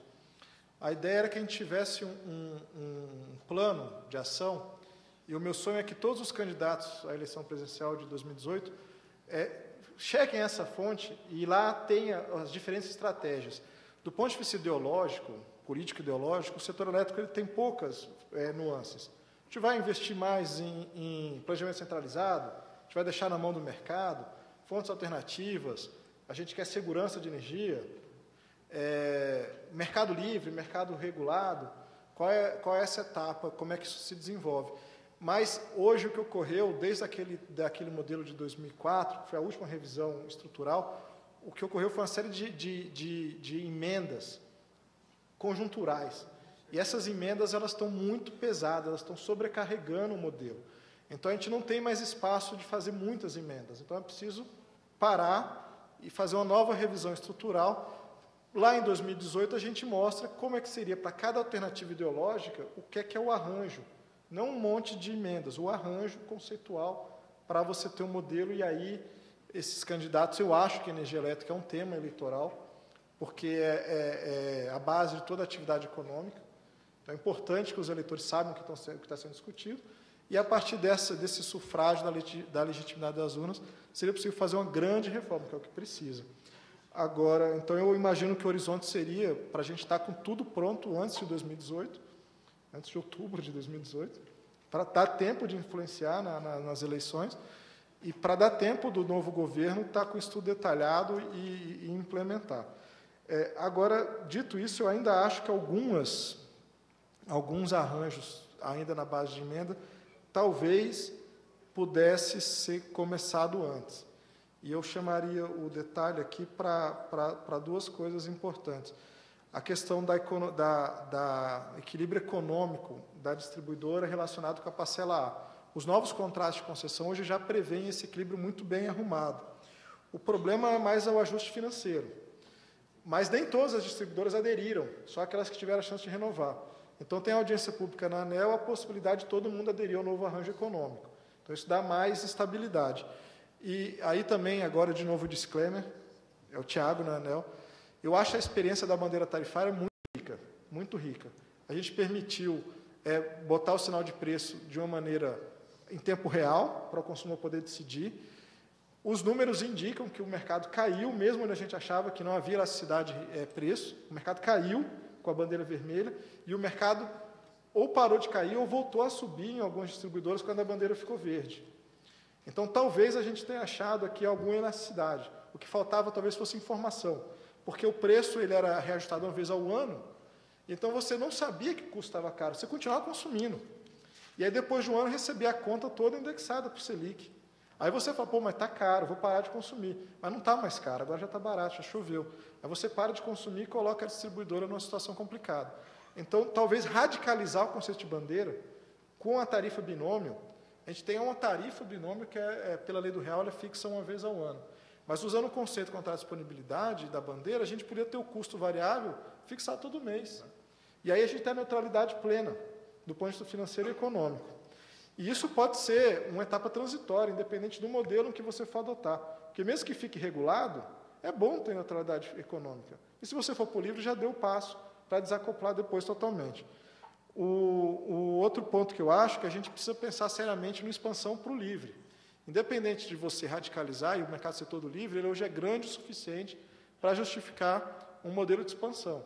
E eu acho que o modelo mais promissor é o mercado de capacidade. E é essa forma mesmo do comprador único, comprando capacidade.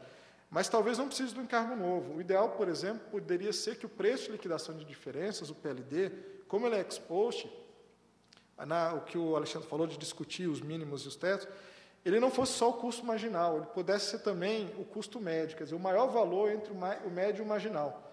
O problema é quando o custo marginal está muito baixo, o custo médio está acima disso, que você destrói valor do gerador. Então, ele está sendo destruído. Então, se você contratasse por disponibilidade um pequeno volume, que é só para garantir a expansão, e você colocasse esse custo médio desse pequeno volume diluído no mercado todo do PLD, então você teria lá um custo médio e que definiria o piso do PLD, e depois seria custo marginal. Então, é uma forma de arrecadar. Seria muito natural, e eu estava muito otimista com isso, até o ano de 2016, que começou, na verdade, 2015, uma inadimplência muito grande na CCE por conta de judicialização. Então, a terceira emenda e última que eu acho que tem que fazer imediatamente, a gente precisa pacificar o setor. Ele não é mais o setor elétrico, ele é o setor judicializado. Em parte, é culpa do governo, em parte é culpa da ANEEL, em parte não. Não tem nada a ver com o que a gente fez. Então, tem algumas medidas que foram feitas pelo governo e pela ANEEL que pecaram na discussão, na transparência. E aqui é uma meia-culpa que está se fazendo. Mas boa parte da judicialização ocorreu por um fato muito simples. O agente foi colocado entre a cruz e a caldeirinha. Ou ele judicializava ou ele quebrava. A conta financeira era muito alta. Não tinha como pagar. Ele sabe que está errado. Não tem direito a ser discutido. Mas ele quer tempo. E ele judicializa para ganhar tempo. A gente precisa reconhecer isso, porque o volume de judicialização é absurdo. E a inadimplência na CCE torna inviável qualquer modelo de mercado de capacidade que não seja criando mais um encargo. E como eu estou na Fiesp, e eu olhei todos os elevadores e todos os computadores com aquele, sem impostos, eu gostaria de lembrar que encargo é a mesma coisa que imposto. Então, não vamos falar em novos encargos. Não é essa a ideia, é reduzir. Agora, é possível financiar capacidade comprada centralizadamente pelo mercado do quem está exposto. Se eu não contratei, nada mais justo que eu arque com a energia que foi contratada, foi pelo governo, exatamente para suprir o meu erro de previsão. Então, é quase como se tivesse um PLD mais uma penalidadezinha. Poderia ser o exposto. Mas, para isso, a gente tinha que voltar aos tempos de paraíso em que a CCE não tinha inadimplência. Então, seria 3 medidas para a gente fazer ainda até 2017, coisas de médio prazo, seriam essas 3, acho que a gente poderia pensar, e trabalhar com um modelo fechado de longo prazo para outubro de 2018. Essa é a janela. Alexandre fala, olha, vai ter descontratação em 19, a gente tem que estar preparado antes. Vai ter Itaipu em 23, a gente tem que estar preparado antes. Mas esse tipo de mudança precisa de legitimidade de voto. Então, a oportunidade de eleição de 18. Pode ser feito muita coisa agora, mas uma revisão total do modelo, como foi feito em 96 e como foi feito em 2004, precisa ser discutido nas eleições. Bem, essa é a minha posição. Bom, fazer alguns comentários aqui também, né? Foram duas provocações aqui do Ricardo, uma em relação ao caminho, como a gente chega lá e quando, né? E o que fazer no curto prazo. Bom, eu acho o caminho, o primeiro passo, e o governo já tem sinalizado nesse sentido, é o diálogo, né? Ampliar o diálogo não só entre os agentes setoriais, com o regulador, com o governo, mas com a sociedade em geral, como o Tiago bem colocou aqui. Acho que isso faltou nesses últimos anos do setor elétrico e é uma das causas da judicialização do setor. Muitos atos foram feitos sem discussão, e afetando claramente os direitos dos agentes, alguns até com medidas retroativas, como a cobrança do encargo da resolução CNP 03, por exemplo, que, aliás, eu acho que poderiam ser 2 pontos de partida e 2 temas que foram muito judicializados e que poderiam de imediato ser revistos pelo governo, a portaria 455 do Ministério da Energia e a resolução CNP 03. Em termos de abertura do mercado, eu acho que é uma discussão muito ampla mesmo, de revisão do modelo. Temos essas janelas de oportunidades que foram colocadas aqui, mas não precisamos esperar elas para já dar um passo na abertura do mercado, naturalmente. Mas uma abertura mais ampla, talvez fosse, baixa tensão, por exemplo, talvez fosse interessante compatibilizar isso com a contratação das distribuidoras, né? Bom, quando eu entrei na ANEEL em 2001, o primeiro papel que eu recebi do superintendente, na época, deixou na minha mesa, era um cronograma de abertura do mercado, audiência pública 10 de 99 da ANEEL, que ela abria todo o mercado, todos os consumidores seriam livres a partir de 2005. Na época, a ANEEL era o poder concedente e estava caminhando nesse sentido, e com a mudança de governo, em 2003, mudou também o poder concedente e, logo em seguida, o próprio modelo do setor elétrico, né? Em termos de mercado livre, falando aqui do racionamento de energia em 2001, eu não acho justo a gente culpar o mercado livre pelo racionamento de 2001. O Nelson colocou muito bem aqui a falta de planejamento centralizado, acho que era uma questão fundamental, mas a gente tem que lembrar que talvez esse seja o grande erro do antigo modelo, a falta de planejamento, mas o mercado livre ele foi regulamentado em 95, o primeiro consumidor livre só migrou em 98 ou 99, se eu não me engano, e o racionamento foi em 2001. Quando houve o racionamento em 2001, o mercado livre representava cerca de 3% do mercado nacional, os outros 97% era regulado. E, basicamente, esses 3% eram autoprodutores que investem na sua própria geração por definição, né? Então, não foi o mercado livre culpado pelo racionamento, na minha visão. Em termos de modicidades também, que se discute muito no setor, a lei, só lembrar, ela fala de modicidade de tarifas e preços. Agora, eu acho que um erro do atual modelo, do antigo governo, é considerar a modicidade tarifária ou de tarifas e preços como um princípio. Ela não tem que ser um princípio do setor, ela tem que ser um objetivo do setor. E um objetivo a ser alcançado com competição e estímulos à eficiência e à inovação. E não baixar a tarifa, como se tentou na marra, digamos assim, que gera efeitos colaterais aí em todos os agentes. Acho que um modelo de certificados que o Dorel colocou aqui, a gente já discutiu isso bastante, eu acho muito interessante, acho que é um caminho que pode ser perseguido. Eu vejo esses certificados como um produto financeiro e fungível, que a gente estava conversando aqui de manhã, e que pode ser um caminho bem interessante aí para a expansão do setor. E, por último, destacar aqui primeiro, destacar também a questão da abertura do mercado, que, na nossa visão, ela tem que ser no modelo de comercialização varejista. Não faz sentido. A gente já está com um problema hoje com 2 mil consumidores na CCE. Imagina quando a gente tiver 5, 10 ou 10 milhões de consumidores. Quer dizer, não faz sentido, nem o consumidor quer entender de regra do mercado, nem a CCE quer esse tanto de consumidor na CCE, porque isso gera um trabalho operacional, um custo de treinamento, enfim, que é totalmente ineficiente. Em relação à venda das distribuidoras, a nossa proposta é que ela venda a energia dos contratos, mas continue como interveniente do contrato, até para não afetar esse risco de contraparte do vendedor original, né? Então, seria uma venda da energia. E, por fim, aqui, destacar o momento que o país vive de mudança, e principalmente o setor elétrico, com as mudanças no Ministério, nas equipes, na EPE, a própria CCE e ONS tem feito um trabalho extraordinário aí, com pessoas qualificadas. Eu acho que essa abertura ao diálogo e de reconhecer que o setor tem problemas e estar disposto a implementar as mudanças e discutir essas mudanças, assim, eu acho que a gente vive um momento único no setor que a gente não teve na última década, talvez, de abertura ao diálogo e de um consenso, eu diria, não um consenso das propostas, mas um consenso da necessidade de mudança diante das dificuldades que o setor passou nos últimos anos. É isso.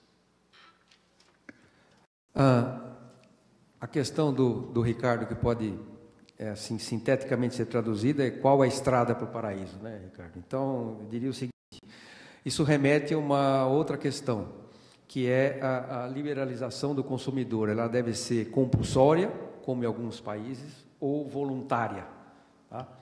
Então, na minha visão, lá na frente, garantida a transição cuidadosa, eu acho que deve ser compulsória.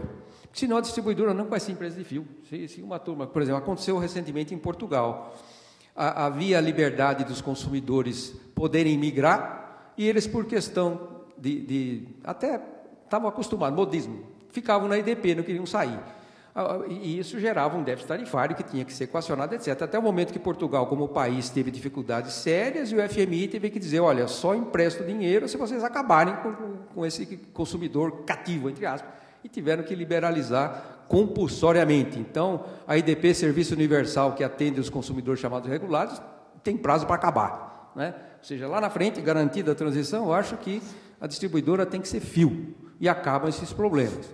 Agora, para isso, como fazer com os contratos existentes, com a expansão, etc., é aquela história, o chamado sistema vai assumir, aí, questão, Tiago, pode ser alocado a parte da diferença daquilo que foi contratado, você está recebendo diretamente, bilateralmente, você faz leilões. Aquilo que não for, se é um custo médio remanescente que você tem que arrecadar de todo jeito, você tem que pagar, quem dá a garantia, no fundo, né, é o sistema, digamos, o Estado, no fundo, que está garantindo, ele tem que repassar. Você pode chamar de via PLD, não chamar de um novo encargo, ou criar um encargo, no fundo, você vai repassar e tem que garantir que repassa, senão ninguém empresta. Quer dizer, então, essa lógica a gente tem que descobrir, né? Não vejo problema de repassar via PLD, desde que a gente garanta que não haja incerteza, que senão quem empresta não vai gostar muito do modelo, ele vai preferir alguma coisa mais na linha de energia de reserva, que ele sabe que recebe, né? E sabe que vai... Bom, claro, sempre tem o risco da inadimplência, mas tirando isso é inevitável. Um outro ponto que eu queria, aproveitando, que estou com o microfone ligado aqui, comentar, que com a colocação do Tiago, é que, de fato, as bandeiras tarifárias, elas foram um início bastante interessante, mas elas, como você mesmo disse, ainda são muito lentas como sinal de preço, né? Você muda esse sinal com uma certa lentidão. Eu acho que também o futuro, lá na frente, né? Você mais ou menos sinalizou, bom, por enquanto já dá para fazer até com periodicidade mensal, mas a gente pode, mais para frente, quando tivermos smart grid, as redes inteligentes, etc., onde o consumidor tiver um displayzinho lá, como em outros países, já dá o preço, ter a chamada tarifação dinâmica mesmo, em que aí a gente vai poder caminhar para, naquela visão de ter, de fato, o mercado livre com todas as suas nuances, né? Inclusive os benefícios que realmente isso gera, que são os condomínios inteligentes, etc., né? Em outros países a gente tem esses condomínios que são verdadeiros, tem lá para operar aquilo quase que um ONSzinho, porque ele sabe a hora que ele armazena energia, quando ele despeja no sistema, ele otimiza a central de térmica, digamos assim, que ele tem mini eólica ligada, ele tem solar, ele tem como armazenar, se não vale a pena ele exportar, ele guarda, quando o preço fica bom ele exporta. Então, na verdade, isso é um futuro talvez um pouco distante para nós, mas com o Smart Grid disseminado, eu acho que a gente deve ter como norte, né? Não quer dizer que vai chegar lá em 5, 6 anos, eu acho que realmente é sonhar demais, né? O armazenamento caminha muito para ser um auxílio, um subsídio muito forte para isso, né? Eu acho que eram esses pontos que eu queria comentar em relação à pergunta do Ricardo, e aproveitando para fazer alguma complementação ali nos comentários do Tiago. Bom, normalmente quem fica por último para comentar tem menos assuntos a agregar. Eu queria dizer o seguinte: nós estamos na situação de um paciente na UTI, que a gente precisa de primeiro tirá-lo da UTI para depois pensar no tratamento de fisioterapia que a gente vai fazer e depois no tratamento de recuperação total fora da UTI. E para tirar da UTI, nós temos que resolver, primeiro, um problema emergencial de sobrecontratação, que eu acho que já tem uma série de soluções sendo engrenadas aí, né? Tem a questão da repactuação, porque ao mesmo tempo que nós temos distribuidores de energia elétrica em situação de sobrecontratação, nós temos geradores que não vão honrar com os contratos, que não vão entregar a energia no prazo pactuado. Então, o que a ANEEL colocou em audiência pública? Uma resolução lá para poder permitir que houvesse uma repactuação desses contratos. No primeiro momento, seria uma repactuação, digamos, bilateral. Mas como essa repactuação bilateral, ela teria uma certa penalidade para os distribuidores que negociassem contratos que tivessem preço abaixo do PMIC, se o preço fosse acima do preço médio, o distribuidor teria uma vantagem, teria um bônus. Se fosse abaixo do preço médio, ele teria um ônus. Então, naturalmente que essa ferramenta não vai ser totalmente eficaz, porque os distribuidores só vão negociar o que tiver acima do preço médio. Mas aí vem uma segunda ferramenta, que é a questão do MCSD de energia nova, e a gente poder todos os distribuidores declararem as suas sobras, e aí há um remanejamento de sobras e déficits entre distribuidores, e depois os geradores são chamados, então, a negociar, e é feito um ranqueamento de quem tem contratos mais caros até quem tem contratos mais baratos, e nós acreditamos muito nessa ferramenta como um mecanismo de mitigação de sobrecontratação. Uma outra questão que nós estamos apostando também, e acho que é uma medida sensata, seria trabalhar no sentido de transferir contratos por disponibilidade, CCAR por disponibilidade, para reserva, tendo em vista que esse modelo nosso de contratação de energia de reserva, a gente contrata reserva, coloca no banco de reserva um jogador que na hora que precisa dele entrar em campo, ele não pode entrar em campo. Nós estamos contratando energias interruptíveis como reserva. Então, isso dentro do conceito de reserva, do próprio conceito da lei que criou a energia de reserva, a térmica é que é mais adequada para ser energia de reserva, a térmica com flexibilidade. Então, a gente precisa de dar uma discutida. Tem uma outra ideia, que é rediscutir e adequar aquela garantia física das cotas das usinas renovadas, porque aquele limite de 95% realmente ele não atende ao consumo interno mais perdas e mais o GSF. Quando a gente leva em consideração isso tudo, a gente vê que aquele limite de 95% não foi bem estabelecido. Tem uma outra ideia aí de flexibilizar a venda de energia para a Argentina. Então, na realidade, quando a gente soma isso tudo, né, tem a questão do tratamento como sobrecontratação involuntária da energia oriunda da migração de consumidores para o mercado incentivado. Então, nós acreditamos que todo esse conjunto aí vai resolver a questão da sobrecontratação. Mas, mesmo assim, nós temos aí fruto até da situação gerada nos últimos anos de uma CVA muito elevada, de uma carga financeira com compra de energia num volume muito elevado, e o professor Dorel citou isso aqui, porque isso gera um desequilíbrio econômico-financeiro para a distribuidora, porque, na realidade, essa CVA ela é corrigida pela Selic, mas a distribuidora tem um endividamento para poder manter essa CVA a taxas de mercado, e existe uma diferença entre a taxa de mercado e a Selic, e isso gera um desequilíbrio econômico-financeiro para a distribuidora. Então, nós precisamos de ter mecanismos aí também para resolver o desequilíbrio econômico-financeiro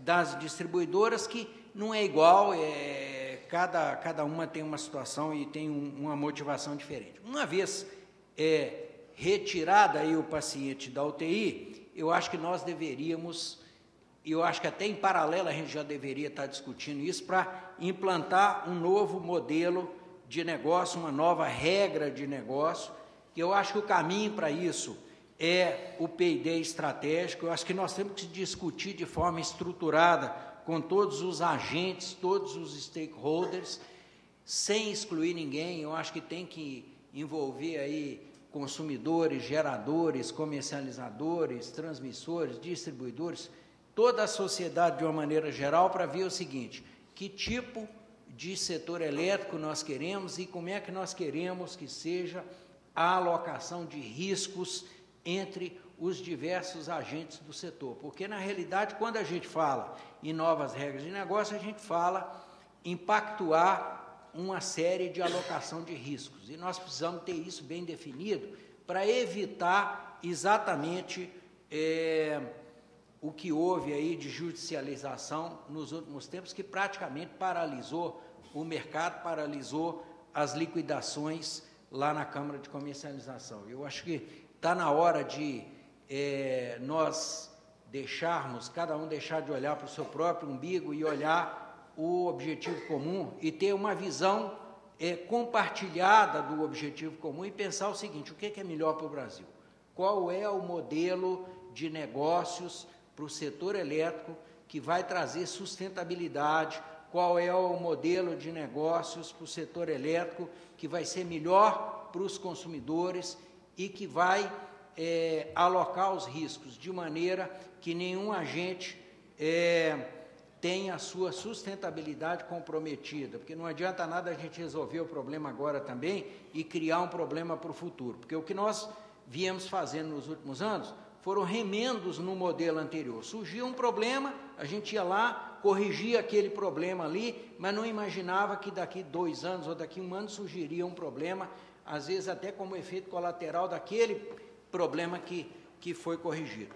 E uma outra questão aí eu acho o seguinte: uma vez definido esse modelo de negócio, definir um plano de investimentos transformacionais, dando o sinal econômico adequado para que os agentes de distribuição façam os investimentos transformacionais necessários. E eu acho que para isso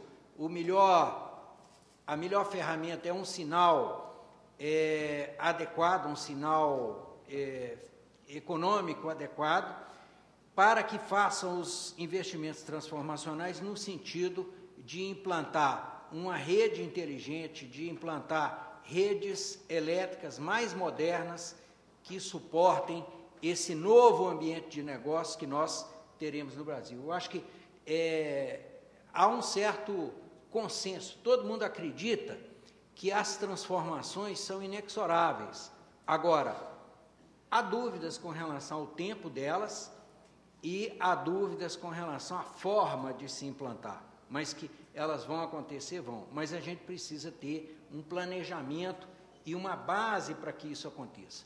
E a base, eu acho que é o uso dessas novas tecnologias aí nas redes de distribuição, de maneira que a gente possa suportar todo esse ambiente de negócio, todas essas regras de negócio para funcionarem. Nós vamos precisar de ter uma rede mais inteligente do que aquela rede que nós temos hoje. Para isso precisa de investimento. Para ter investimento é preciso que o ambiente, o grau de incerteza dos agentes seja baixo, que os agentes tenham uma certeza do retorno desse investimento para poder, porque ninguém vai investir sem ter certeza do retorno.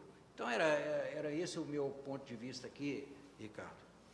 Bom, nós vamos fazer uma pausa para intervalo, retomando daqui, vamos dizer, 20 minutos, para não atrasar muito, mas eu só queria lembrar que as 4 intervenções últimas aqui foram muito boas, mas ainda permanece uma pergunta que eu fiz, que é o seguinte: consumidor, o que eu faço nesse período?